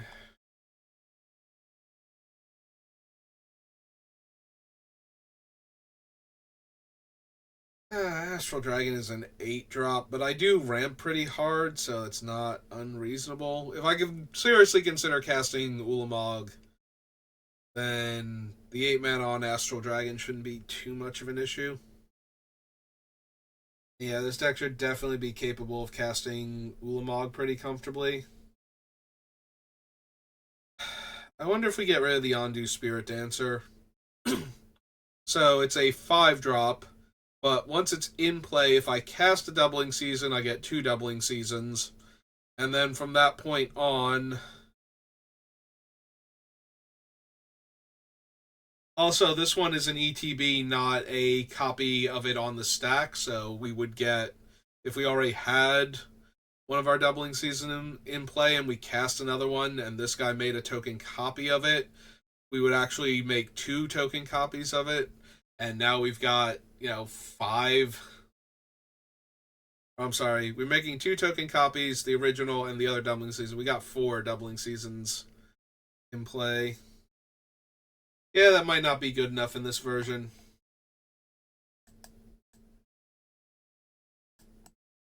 Sorry, Undo.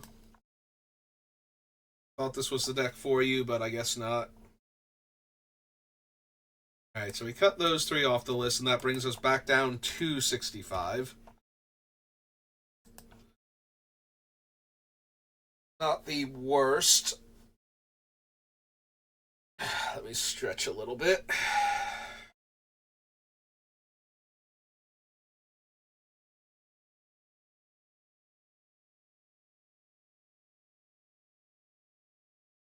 I keep looking at the Argothian Enchantress, but it's like, but yes, I need to replace her. So even if I take her out, that's not super helpful right now.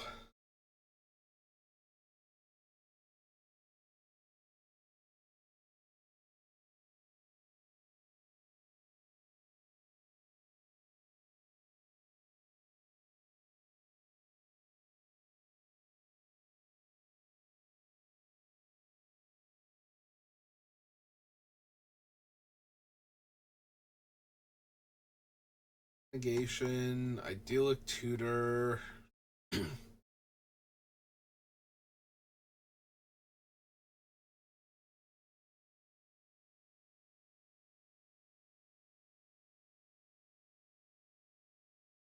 Ulamog, keep it.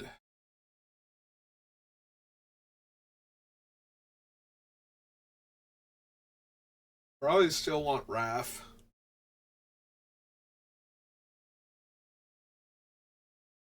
Let me triple check the wording on the Sixth Doctor.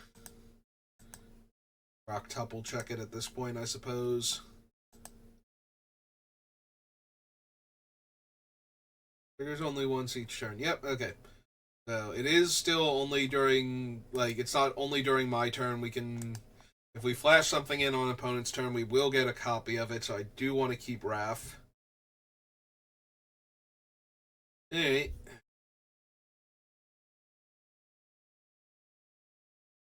Wreck Guard, search for glory.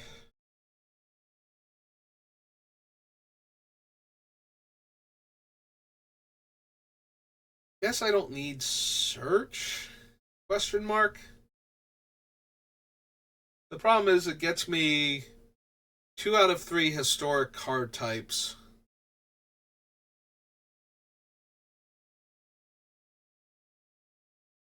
If we have enough variety in the sagas still, like we have removal based sagas, we have token making sagas, and we have like card draw sagas, so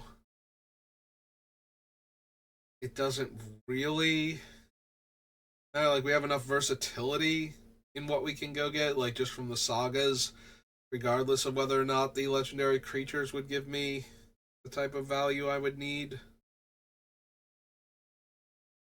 and utility and whatnot.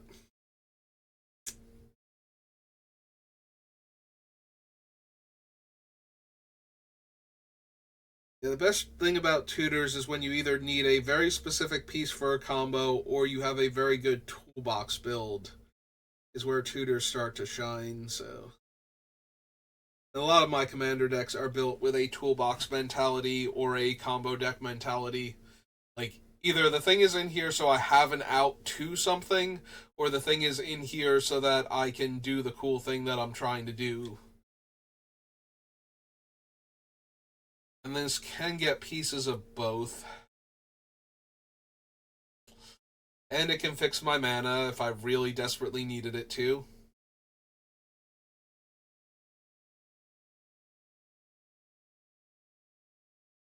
Also, with a couple of snowlands in play, I could gain a few life randomly, which is not important, but it's also just a tiny little added bonus to a card I'm already probably going to run anyway.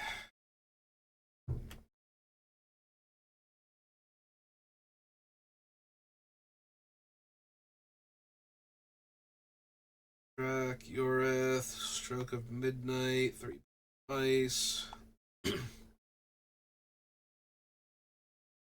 None of these are limited to creature tokens the way that one thing is from the new set, right? Like Drac. One or more tokens. Okay.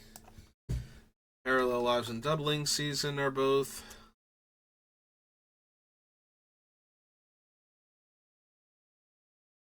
For tokens. Doubling Season works. Anointed Procession works.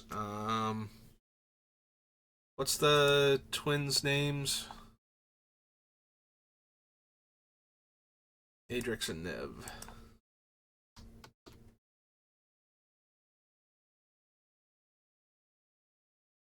It's got the ward stuff in front of it. One or more tokens. Okay, so they all do work right now with like making copies of enchantment tokens and artifact tokens and sagas and all of that, so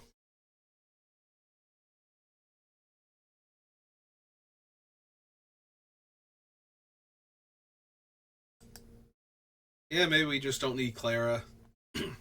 Like same basic mentality of she's giving me one more copy of anything with the doctor out. And she does copy Doctor specifically, not Time Lords. Otherwise, if she could copy, although Romana is a activated ability, not a triggered ability, so I guess that's not helping. Alright, we get rid of Clara then. 64.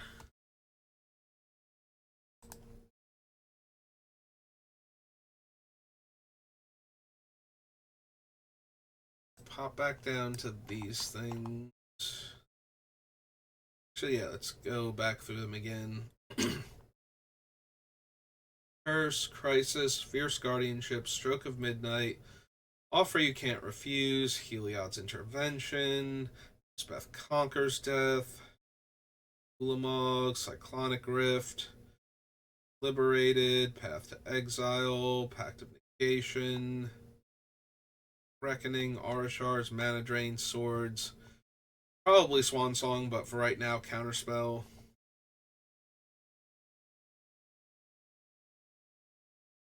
Card draw doesn't help because I know what I'm cutting, but I also need to replace it. Got rid of Jaheira.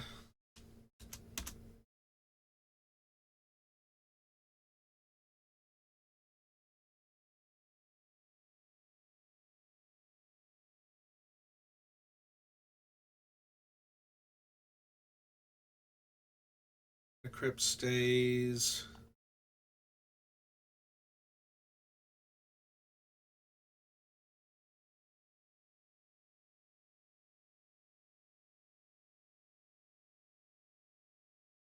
Keep the Curse. Want to keep Crisis. City of Death. I knew how the Autumn Soldier worked. It'd be easier to keep him. Then again, I don't really have. Yeah, we did this with the Metamorph too. I don't really have that many um creatures that aren't already. So the big thing about casting the soldier would let me copy one of my already in play legends, and then I would keep one of them. But I want to know if the token copy of the Autumn Soldier would also still not be legendary and then be able to make token copies of itself. I don't know the answer to that one. I'm starting to think that maybe it can go anyway. Like its big contribution would be copying something that was already in play, and that would have to be a legendary creature at this point, because I've almost no non-legendary. I'm gonna cut like one of the last ones, Nargothian Enchantress, so that only leaves the dragon. Although the dragon is hilariously awful.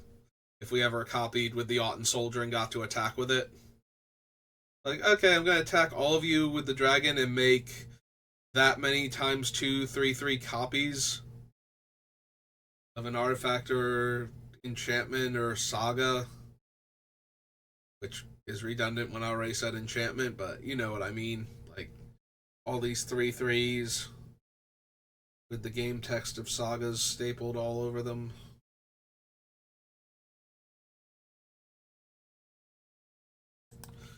Alright, 3 more cuts.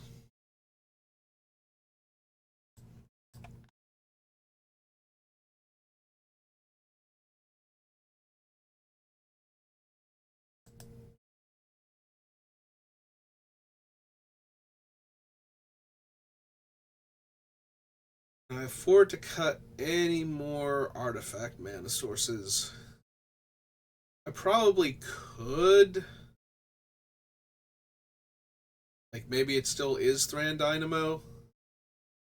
Gilded Lotus at least is giving me colored mana towards casting more spells, holding up something defensive after I counter it. But Thran Dynamo is a little less so in that department. Plus, we still have the Fire Mine Vessel. Yeah, I can see cutting the Thran Dynamo.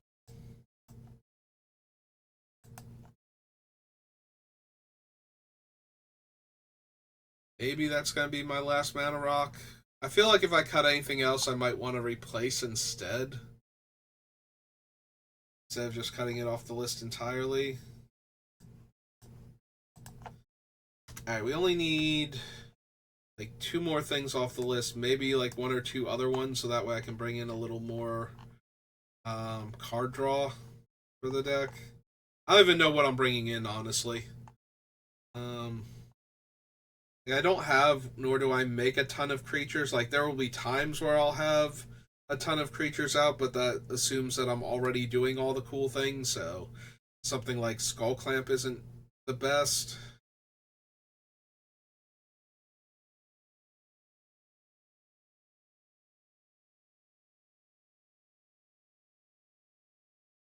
Yeah, we'll have to figure it out.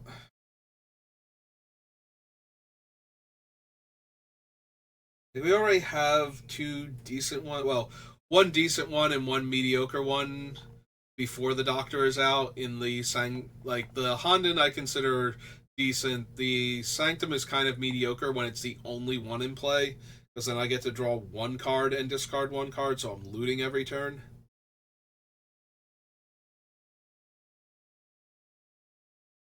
Until I can get more copies. Also, it's a lot harder if I played it before the Doctor came out to get a copy of it, because the other things I have that can make token copies of it would still make legendary copies, so we wouldn't be able to keep both of them in play at the same time.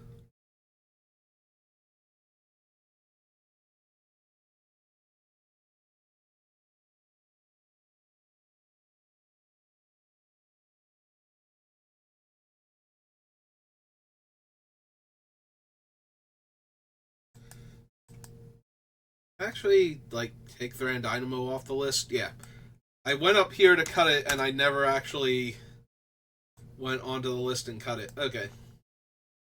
2 more cards.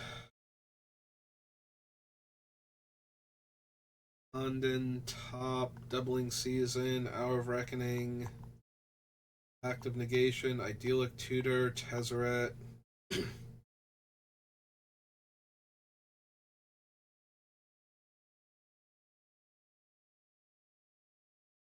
Cyclonic Rift, Galana Blossoms, Lamog.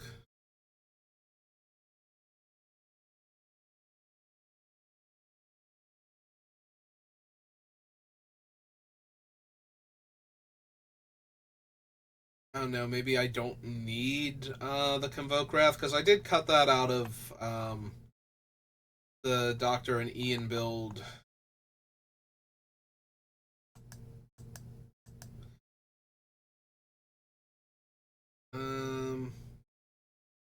Reckoning. Alright, so I'm gonna pull it off of the list, but let me go recheck all of my interaction, because that leaves me with only Farewell and like 1 other thing for Wrath type effects. Yeah, it's basically Cyclonic Rift at that point, and that's not a Wrath, that's a delaying tactic plus massive tempo play if I don't kill everybody. So Swords to Plowshare, Mana Drain, Aura Shards, we have Hour, Farewell, Alright, we have the Crisis of Conscience. Okay, so we can cut the Hour of Reckoning then. Yeah, I think that's fine. Go down to 61.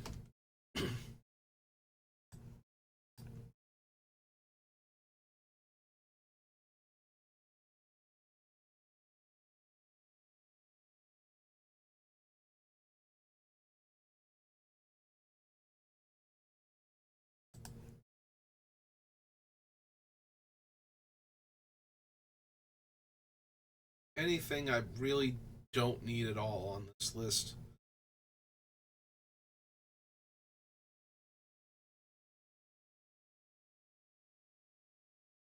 We kill creatures pretty effectively. We kill artifacts and enchantments pretty well. The Stroke of Midnight is mostly killing planeswalkers that we didn't counter. And like maybe a battle mate, like something stupid like that. Because it can kill anything except a land, so. Well, I do feel like our bases are covered for creature, artifact, and enchantment. The fact that it can hit all of those and can kill planeswalkers and can kill battles probably means I need it.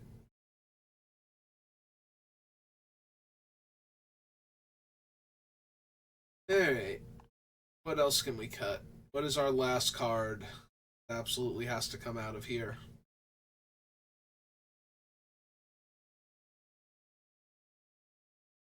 Sons.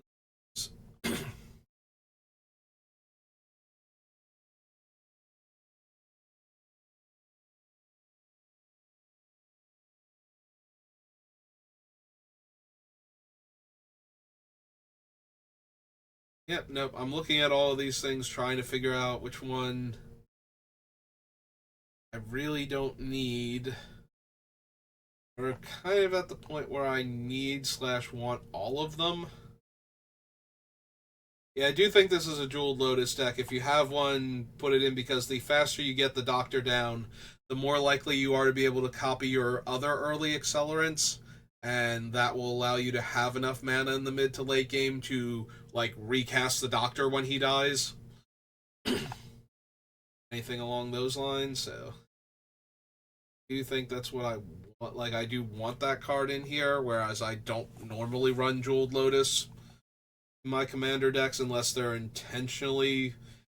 either very intentionally broken, or the commander is something expensive, and like in this case where if I can just get him down sooner, it would actually completely change the texture of the game.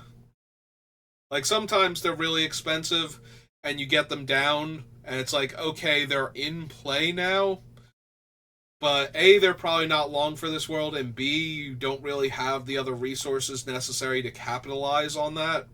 Whereas the Doctor will make the resources to capitalize on that if you can get him down faster. Especially if you get him down like turn 6 still, but then you immediately follow that up with like a Grim Monolith or something. So that way it's very easy to get him back into play if he dies.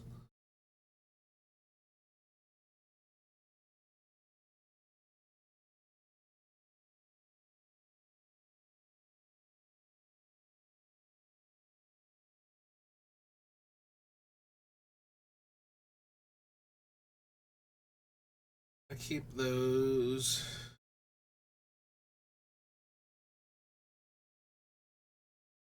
Maybe I don't need Replenish anymore. We have Starfield of Nyx to get back our dead enchantments. And that one will get back the sagas as they go to the graveyard. So Replenish, maybe not so much. I can see that. We're a lot lighter on enchantments than we were. The ones that we have are still very important to the deck, so I don't want to cut like the tutors that get them or anything, but we have a lot of redundancy in the really important enchantments. Like, we have all the different doubling seasons, so if somebody were to wipe all of our enchantments, they might not even hit all of our doubling seasons because of Mondrak and the twins. Alright, so we do that, and now it's time to try and figure out um, card draw.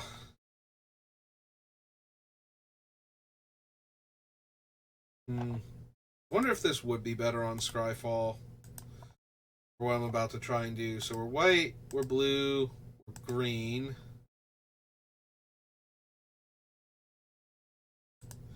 So we do want draw a. We literally want the draw a card example. And we want the type line. We'll start with artifact and see what we get.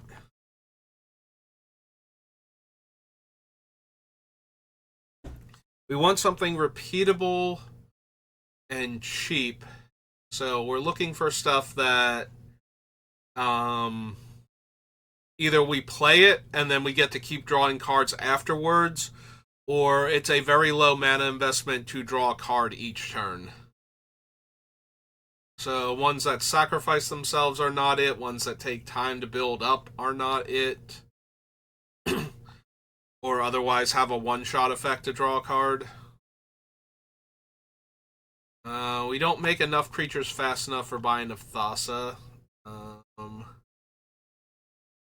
Cloister. Spider. Or Spy Door. Chromatic Orrery. Way too expensive to get started. Collector's Vault is marginally interesting. It's only a loot, but we get a treasure out of it. So if we got 2 treasures out of it, it's technically a free loot every turn. But yeah, I think I want card quantity, not just card selection. We're not gaining enough life to guarantee Cosmos Elixir every turn cycle.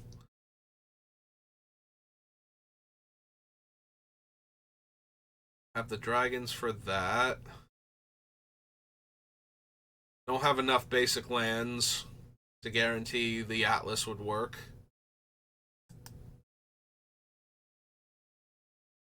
I know the Eye of Vecna. Don't think I need Farsight Mask.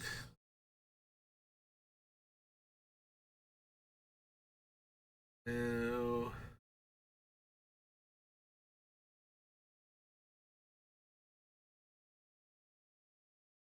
Glimmer Lens. No, the Fountain.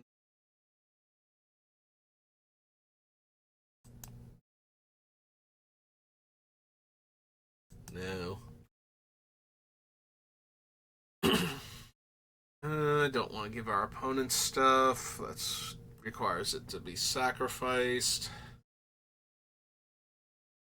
We don't start really making tokens until the mid to late game, so the Idol of Oblivion, while useful,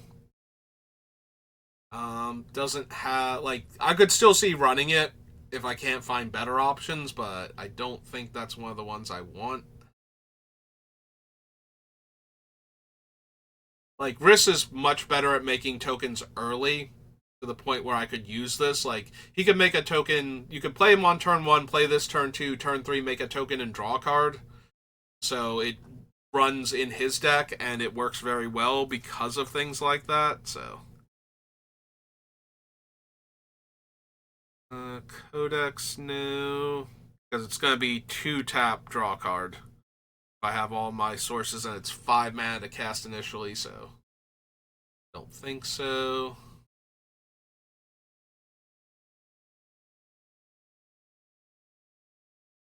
Liar's Pendulum.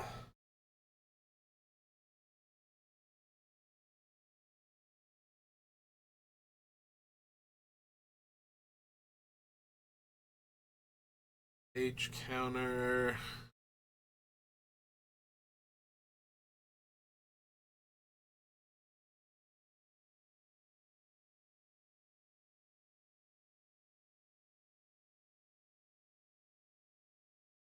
Now I'm looking at the Mind Stone. I'm going to guess it's from the Commander decks, but it might be one of the box toppers.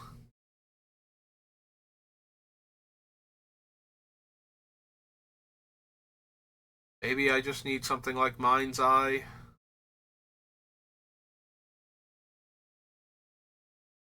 It's less powerful than some of the other ones as like a second copy. You know, like then we can pay 2 per card an opponent draws to draw 2 cards. But that's about it.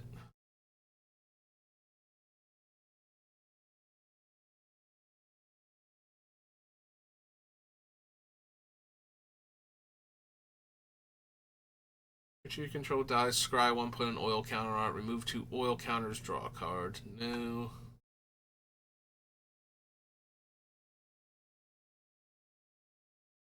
Chili Chronicle, Palantir's not where we're at.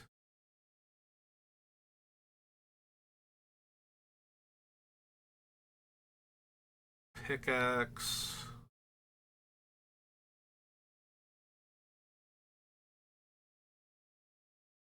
Pendant.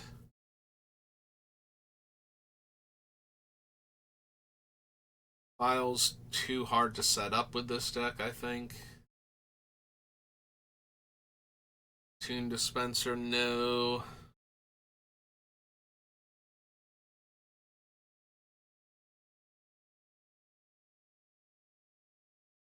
Whenever you cast your second spell each turn, draw a card, then create a 0/3 white wall creature token with Defender. At the beginning of combat on your turn, creatures you control with Defender gain Exalted. The problem is it's really hard for me to cast my set. Like, I'm more concerned about my first spell each turn than I am about my second spell each turn. Because when I cast my first spell, it gets copied. When I cast my second spell, nothing really happens. So, that's kind of a no-go there. Bankbuster is, like, okay. Not amazing.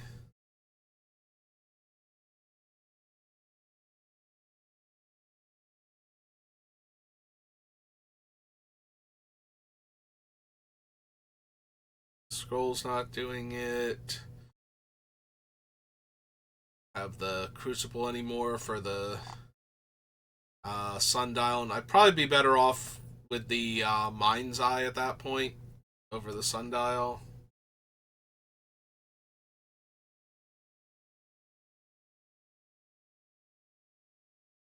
Smuggler's Copter.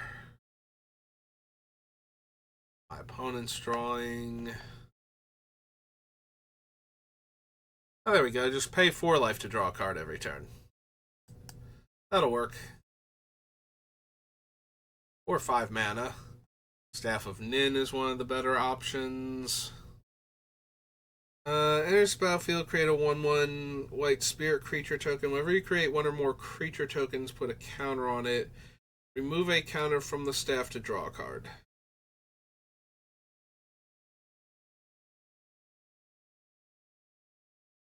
White. Pyramid. Takes too long to get the tablet going. This is a loot.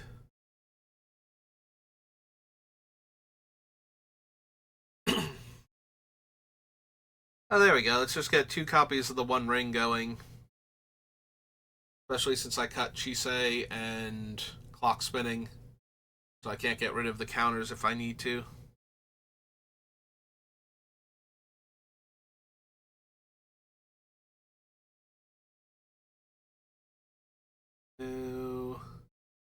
Whenever I cast a multicolored spell. Yeah, I don't think so.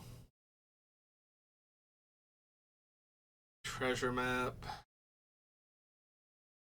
Trigon's too expensive to start off with. This is a loot.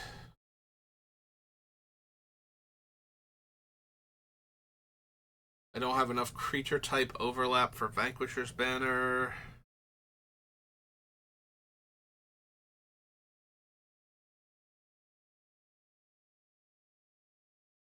Or more counters on its Phyrexian in addition to its other types.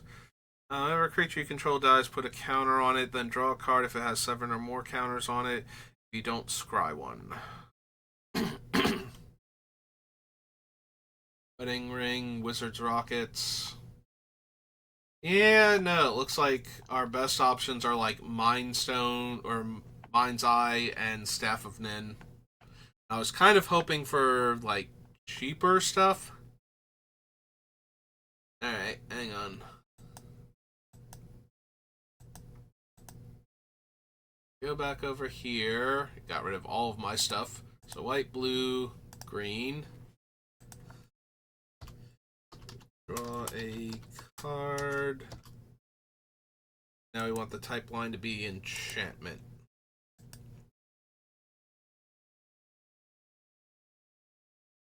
No to abundance. Go to the Archmage Ascension. Armistice is too expensive to activate.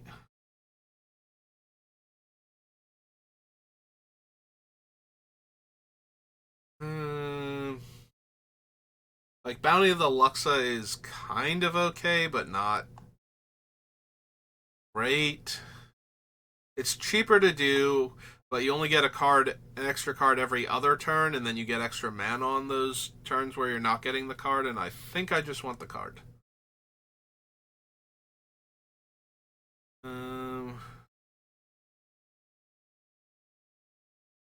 Yeah, the Sage isn't quite good enough.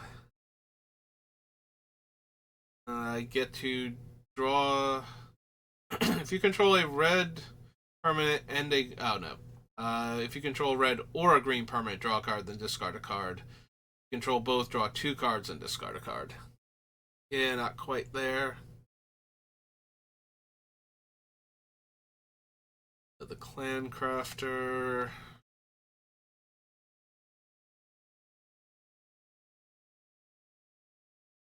For a greater, draw a card. No.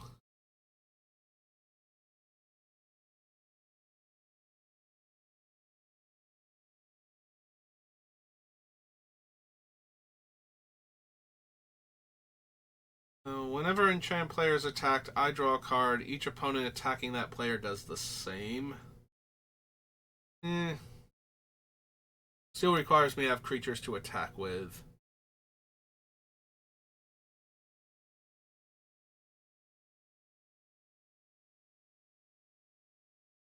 I gain life. I can pay 2 mana to draw a card. That's also not quite good enough.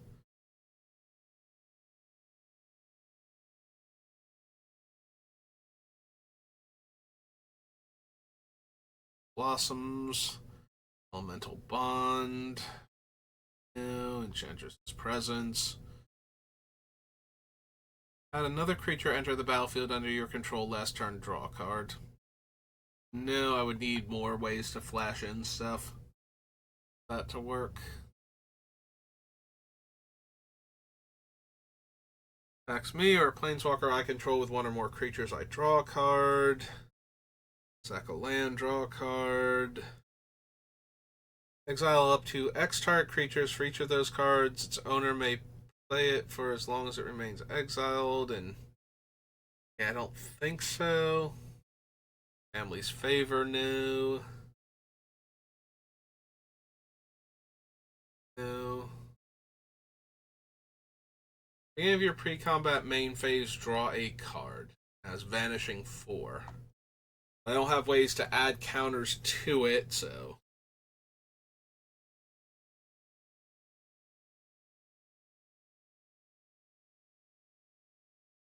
from my graveyard to make a 1/1, so that's not going to work.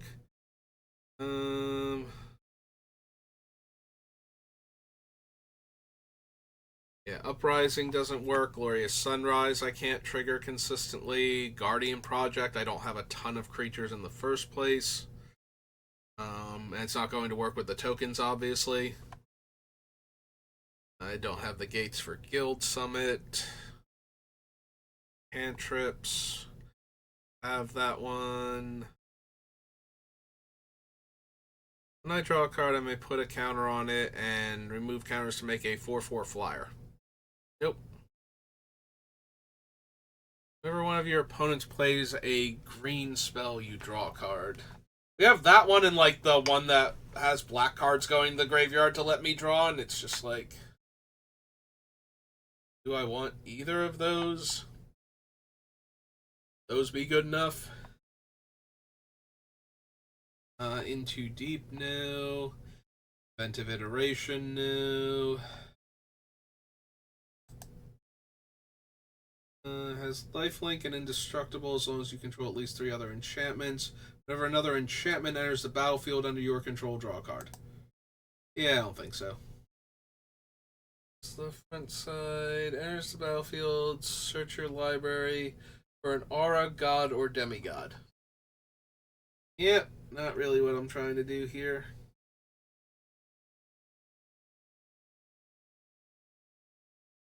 Erasure, Jacob, Gataxis.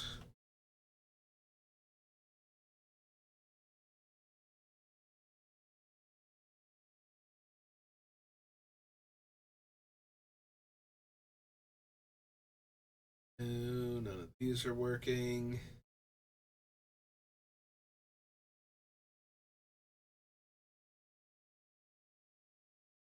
So 4 mana Howling Mine. If I have the City's Blessing, it's a personal Howling Mine instead. Yeah. Like, I could definitely get it to the personal Howling Mine level, but I feel like I want to be drawing the cards before then, and that's the biggest problem with some of the other things that I'm not running.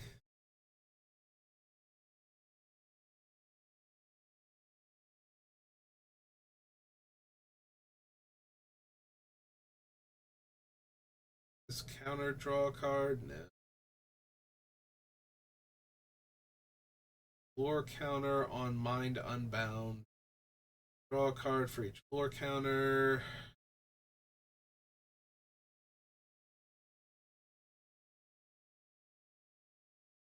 Draw a card. No.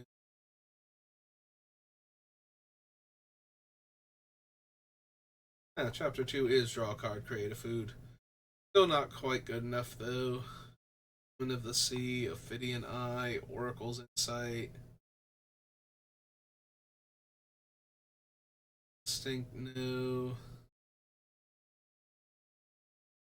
Building.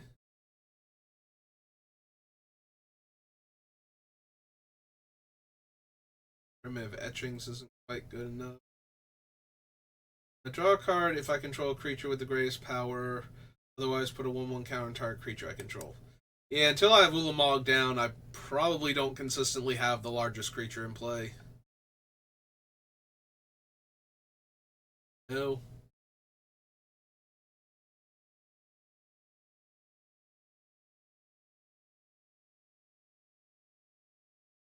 Psychic Possession only works if that other player is drawing a bunch of cards, so.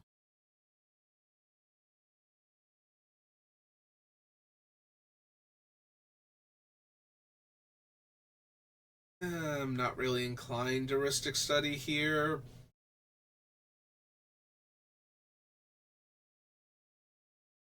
Gross Secret Plans. Dead. Training. Shaper Sanctuary.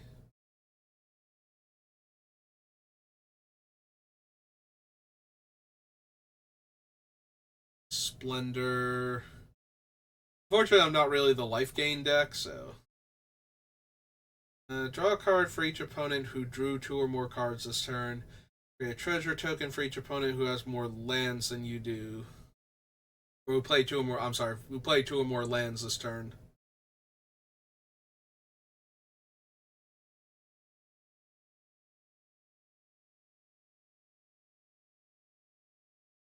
It's more beholden on what the opponents are doing,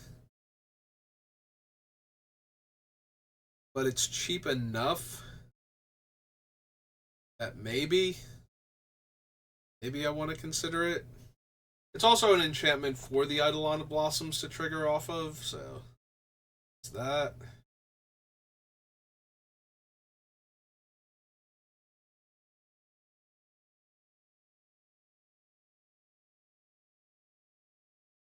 No, Tutelage. Newest truce.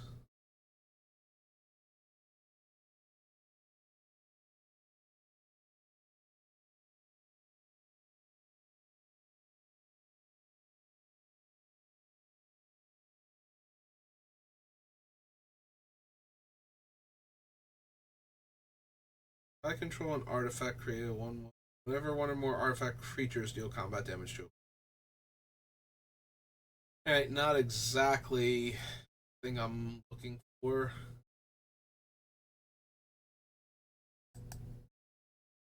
Triumph of Ferocity isn't super helping. Bridled Growth. Questioned Authority. We do seem to have a lot of expensive spells in the deck. I could see up the beanstalk drawing me cards off enough, but it doesn't do anything when I have like a handful of land.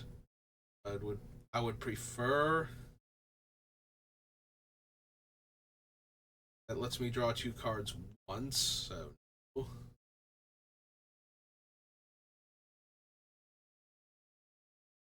Wilding, Words of Wind, and Words of Worship. Alright, so Smuggler's Share has potential.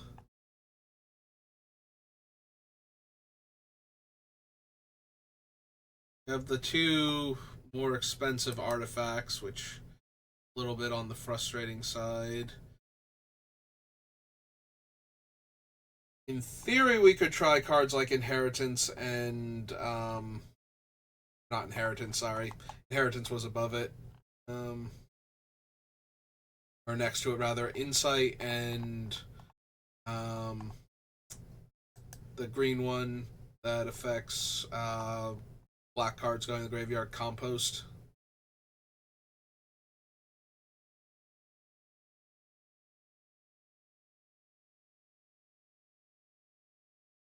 None of these are amazing though, and I would like some decent card draw in this deck.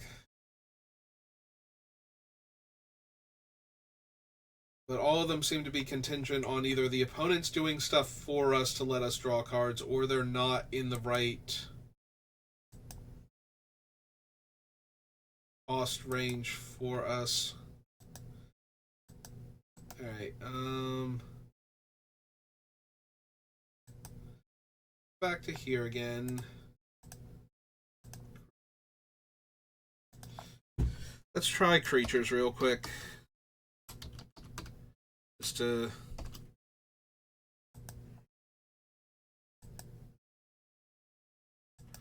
see if we can get something else going. Beginning of your upkeep, draw a card if you control a creature with the greatest toughness. Move counters, draw cards. Whenever another player casts a spell from anywhere other than their hand, draw a card. AC, Aether Channeler. The problem is I need repeated card draw from something that I'm going to do anyway. Which is why I was running the Argothian Enchantress and whatnot, but with only like 17 or 16 enchantments left in the deck, just seems way, way worse. I'm not casting a ton of creatures. I'm also not making tokens fast enough. Like, that was the problem with the Idol also, is that this deck does not start making tokens until later. So a card like Benny loses a bunch of his value.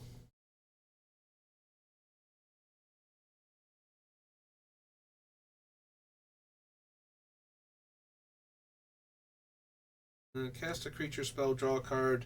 Then you may put a land from your hand onto the battlefield. 3 tap, return target creature you control to owners. Also, the other problem with the higher casting cost card draw is that it's kind of already covered by the Honden at 5. Though maybe I just need more cards like the Honden, and I'll just have to accept that sometimes they're going to be expensive and I'm only going to get to draw 1 card per turn cycle. And most of my stuff is not blue, so Defiler of Dreams is not doing enough.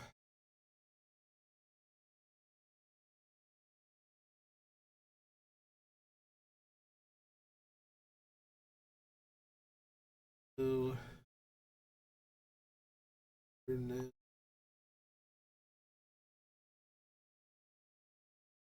Yeah, basically need a creature that triggers when something happens that I'm doing a lot of anyway if I'm going to do the creature route.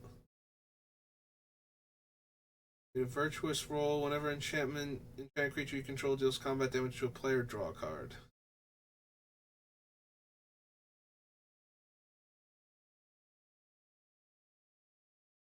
Don't think so. Elder Gargaroth, no. Discard a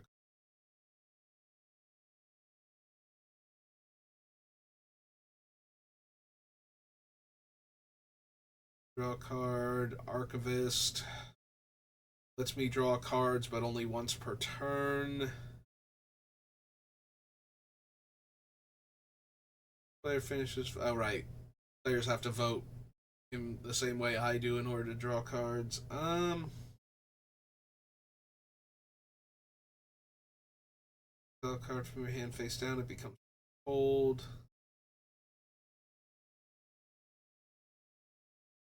May sacrifice a land and draw a card. No.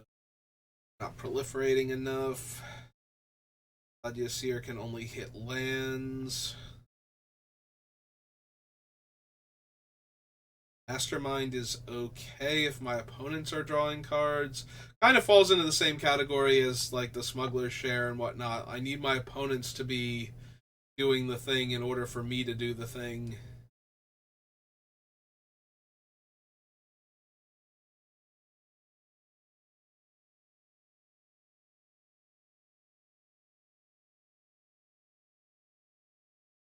I don't need Faramir's.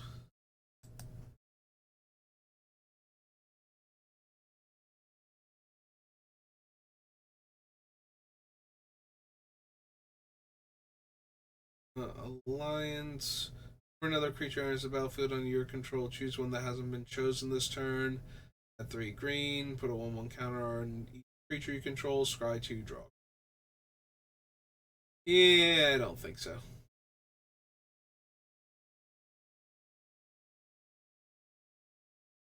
Hatred. Create a tap Power Stone. 6, draw a card, and put a 1/1 counter on Geology Enthusiast. Nope.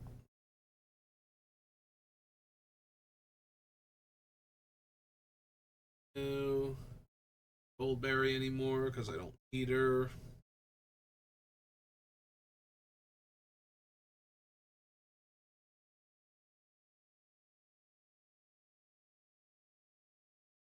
Scry 2, then draw a card, but I'm not going to trigger her ever, so kind of don't need it. Again, Isaka is too hard for this deck to pull off. Narya, no. Invasion Yawa, no. What does Pyrulia do? Here's the battlefield, scry 3, then reveal the top card of your library. If it's a land or double face card, draw a card. Nope.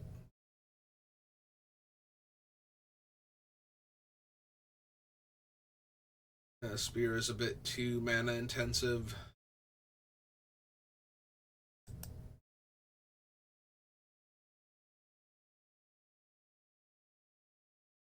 Barrier, Apprentice, Keeper's Fables. I was about to say Secrets, but that's not which one it is. Fine, Kefnet the Mindful. And Spirit Dancer, no.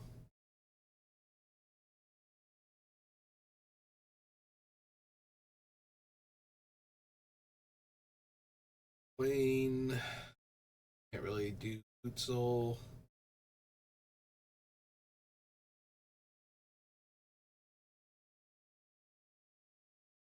Lady of Laughter is pretty easy to trigger, but she's only my end step. If she was actually like any end step, I might be able to do something with her, but then I would kind of want the ley line back, so that way we could trigger the doctor on off turns more consistently and have 2 permanents come in so I can draw a card off of her. Also, she herself is not legendary, so it's hard to make token copies of her. Get more card draw out of it.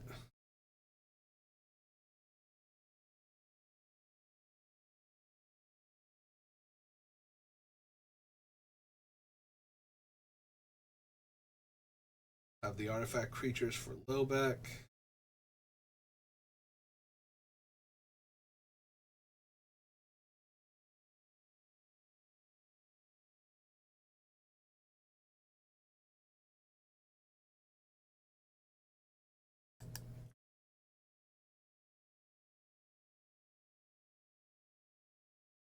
Card. Messenger Falcon comes into play. Draw a card.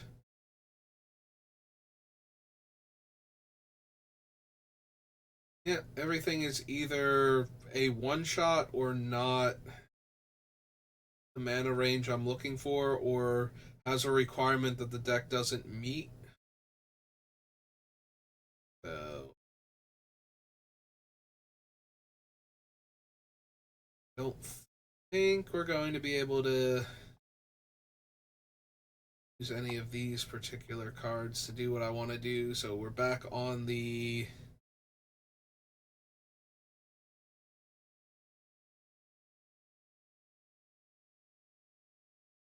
some additional food, sack 3 foods, draw a card.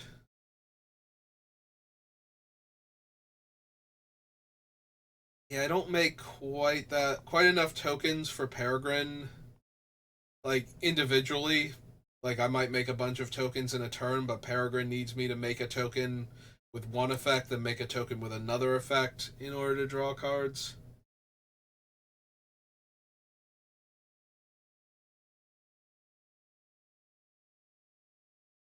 Yeah, he's close, but ultimately falls into the same problem as the other ones where it's just like I'm not drawing cards off him consistently until I'm doing all of these other things first and have them working, then I'll get to draw a bunch of cards. It's like, no, I need to draw a card so I can find more action to do something with.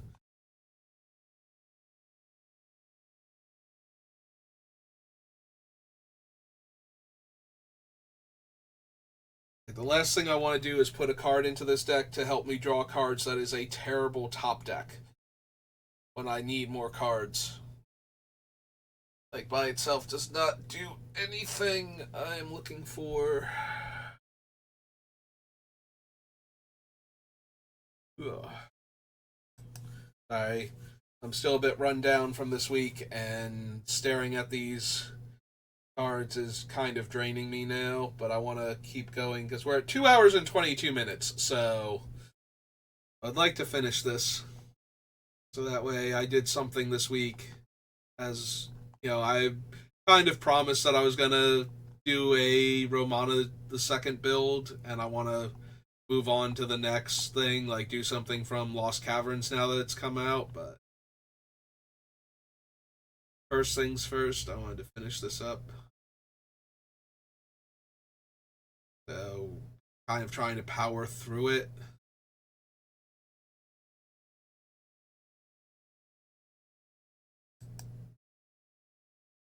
One of the few decks that I've worked on recently that could theoretically run Suspicious Stowaway.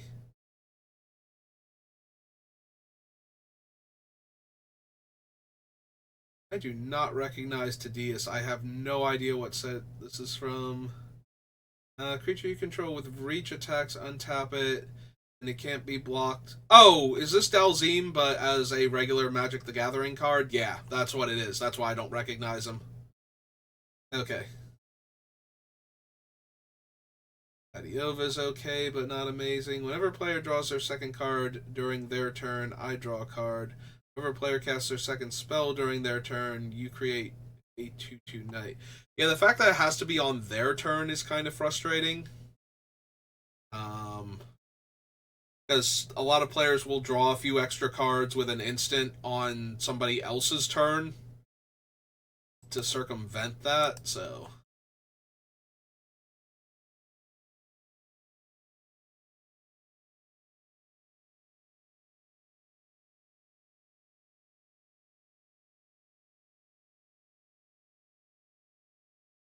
Gracious.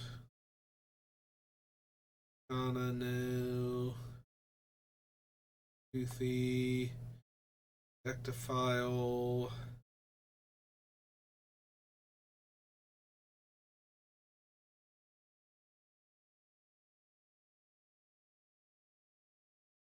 Whoa.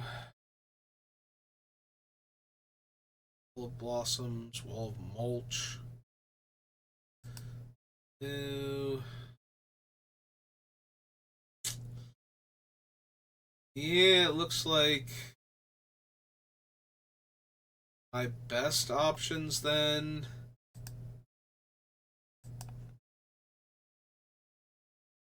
I feel like it's just going to wind up being Mind's Eye and Staff of Nin, because I can copy those at least if I cast them after the Doctor's out. So we want to get rid of Argothian Enchantress.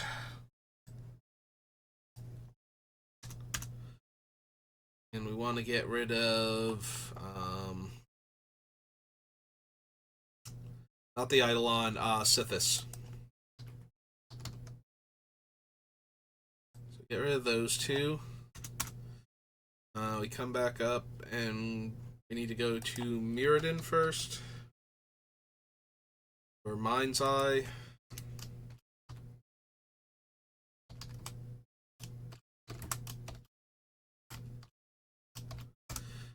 Need which M set is Staff of Nin from? Get now. Card name Staff of Nin is originally from 2013. Okay.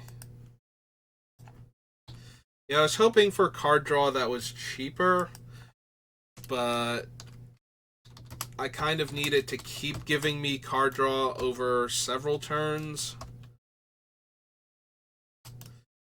rather than one burst of card draw, and none of the cheaper options really were consistent enough in this deck.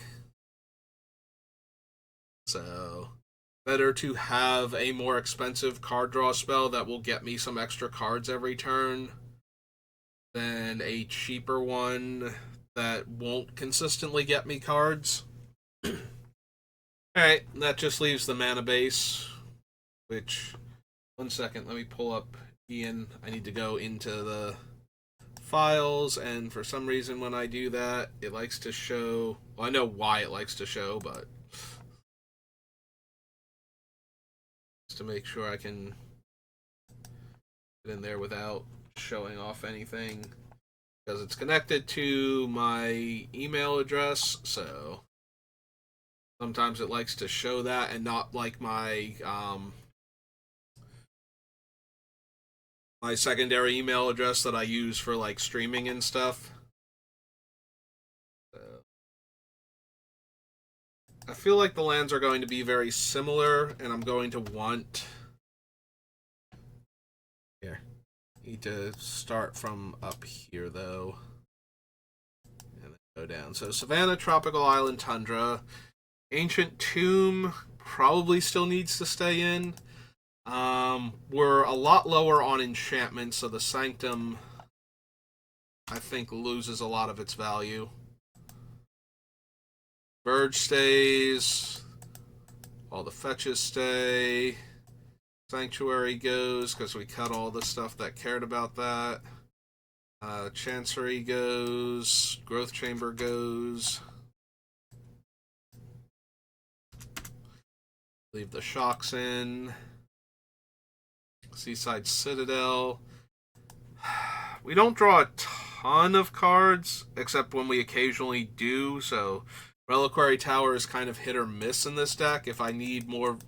I know I didn't have a ton of room for basics is the problem. So...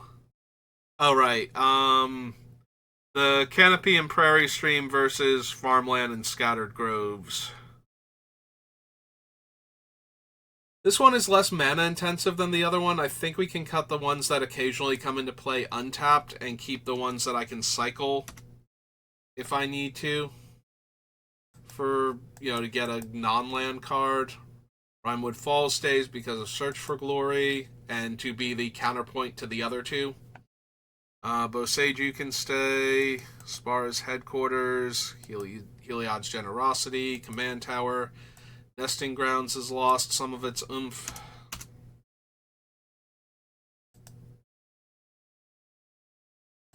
Alright, so now we need the legendary lands. Alright, so white, blue, green. Card type is land. We have a super type for legendary. Alright. Oh. Hang on, because it still had Staff of Nin up there, and that's not going to work. There we go. Alright, no to Baldur's Gate. Boseiju's on the list. Don't need either Iganjo. Can run Flagstones. Could theoretically run Gaia's Cradle, but I don't think we have enough cheap creatures for that. Gallifrey's not really where I want to be.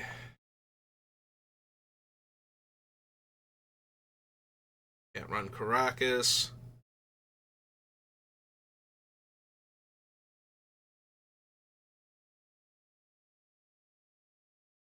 Minimo, probably not. Minas Tirith. It's only okay. Oboro. Honestly, if I was going to run Oboro, I'd probably run Odawara. I don't think I care about being able to bounce Oboro back to my hand.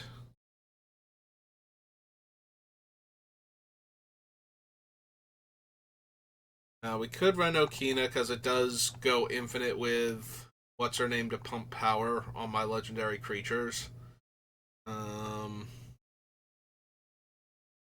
Can't run Tolarian Academy. Utendaki.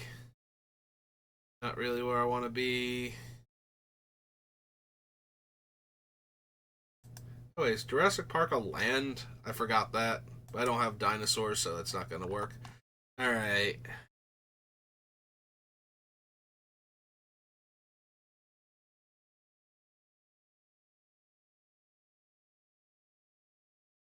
So I suppose we could do Rivendell.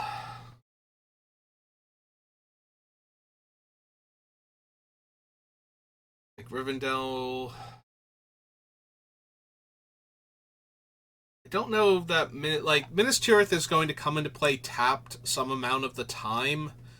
I don't know if that's good enough that I might be able to draw a card when I can afford to attack with two different creatures on a given turn in order to get the card draw out of it, that it's worth it coming into play tapped some of the time, as opposed to just running Flagstones of Trocaire, which comes in untapped, taps for white, which is all I really need it to do. Like, Flagstones has the benefit of, if it gets killed, I get a Plains out of my deck. And it is a legendary land for, what's her name? Yoreth. So, yeah, we already have Boseiju. I want to get at least one white and at least one green in. So, Flagstones over Minas Tirith, I'm thinking.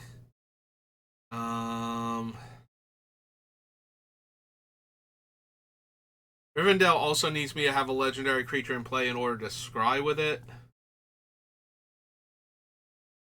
So yeah, maybe like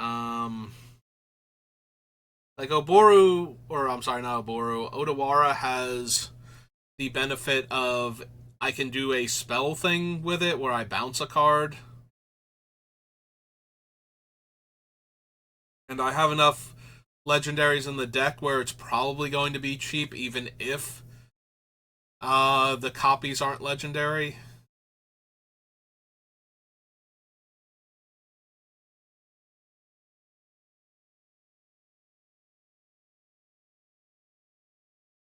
I don't need Okina. I could run it, but we're so light on room for non-basic lands already. So we have 25 out of the 40. So I'm trying to add in like 2, I guess. So that'll be 27, which leaves me with 13. Which is a few more than the Doctor and Ian have. Because, yeah, they only had room for 10. So I would get 3 more.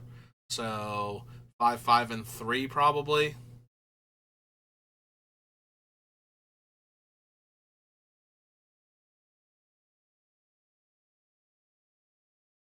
Hmm.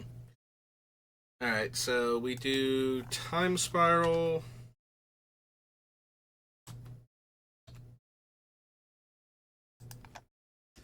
We want the Ruins of Trocea, or Flagstones of Trocea, rather. Alright, Ruins is a different card.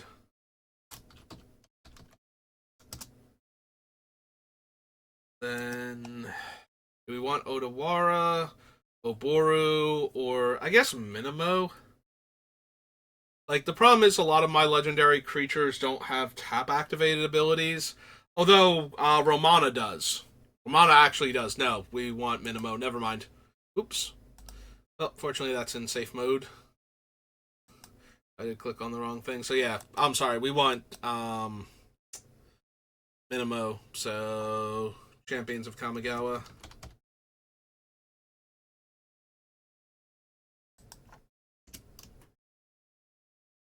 Minimo or Minamo? Minamo.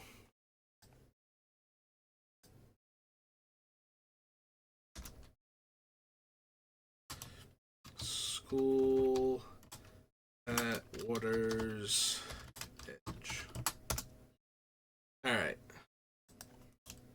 So we do this, so we currently have 26.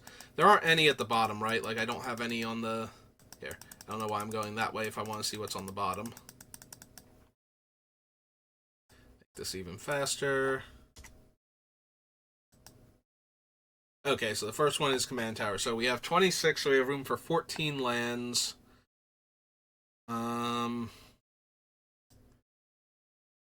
So here we had 10. So I get 4 more.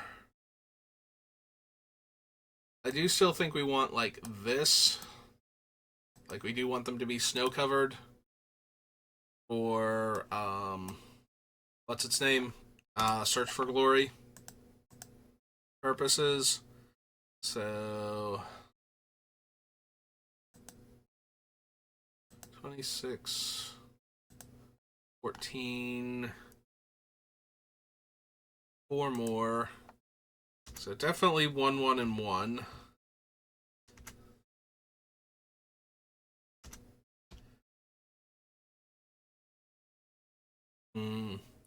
We don't need a ton of blue is the thing. I don't know that we need to go 5, 5, 4. I do think white is our most prevalent color in the set. Or in the deck, rather, so... Yeah, I think we just do that. And that will do it for Romana. So... Yeah, we've been going for quite a while. I don't know if this wound up 1 video or 2, but for the YouTube section. But either way, thank you for watching. I hope you've enjoyed this build for Romana the Second with the 6th Doctor to pair up with Ian. Did I want Counterspell or did I want Swan Song as I'm doing my wrap-up? Because I did leave that there. I guess we can leave it as Counterspell. There is value, though, in changing it to Swan Song. But just to make it easier to hold up the blue mana. So if you want this to be Swan Song, that's fine. But I think we can afford to have it still be Counterspell and just have a more versatile Counterspell over a more efficient one. But yeah, that's going to do it for me for today. So thank you for watching, and I will see you next time. Have a good rest of your day.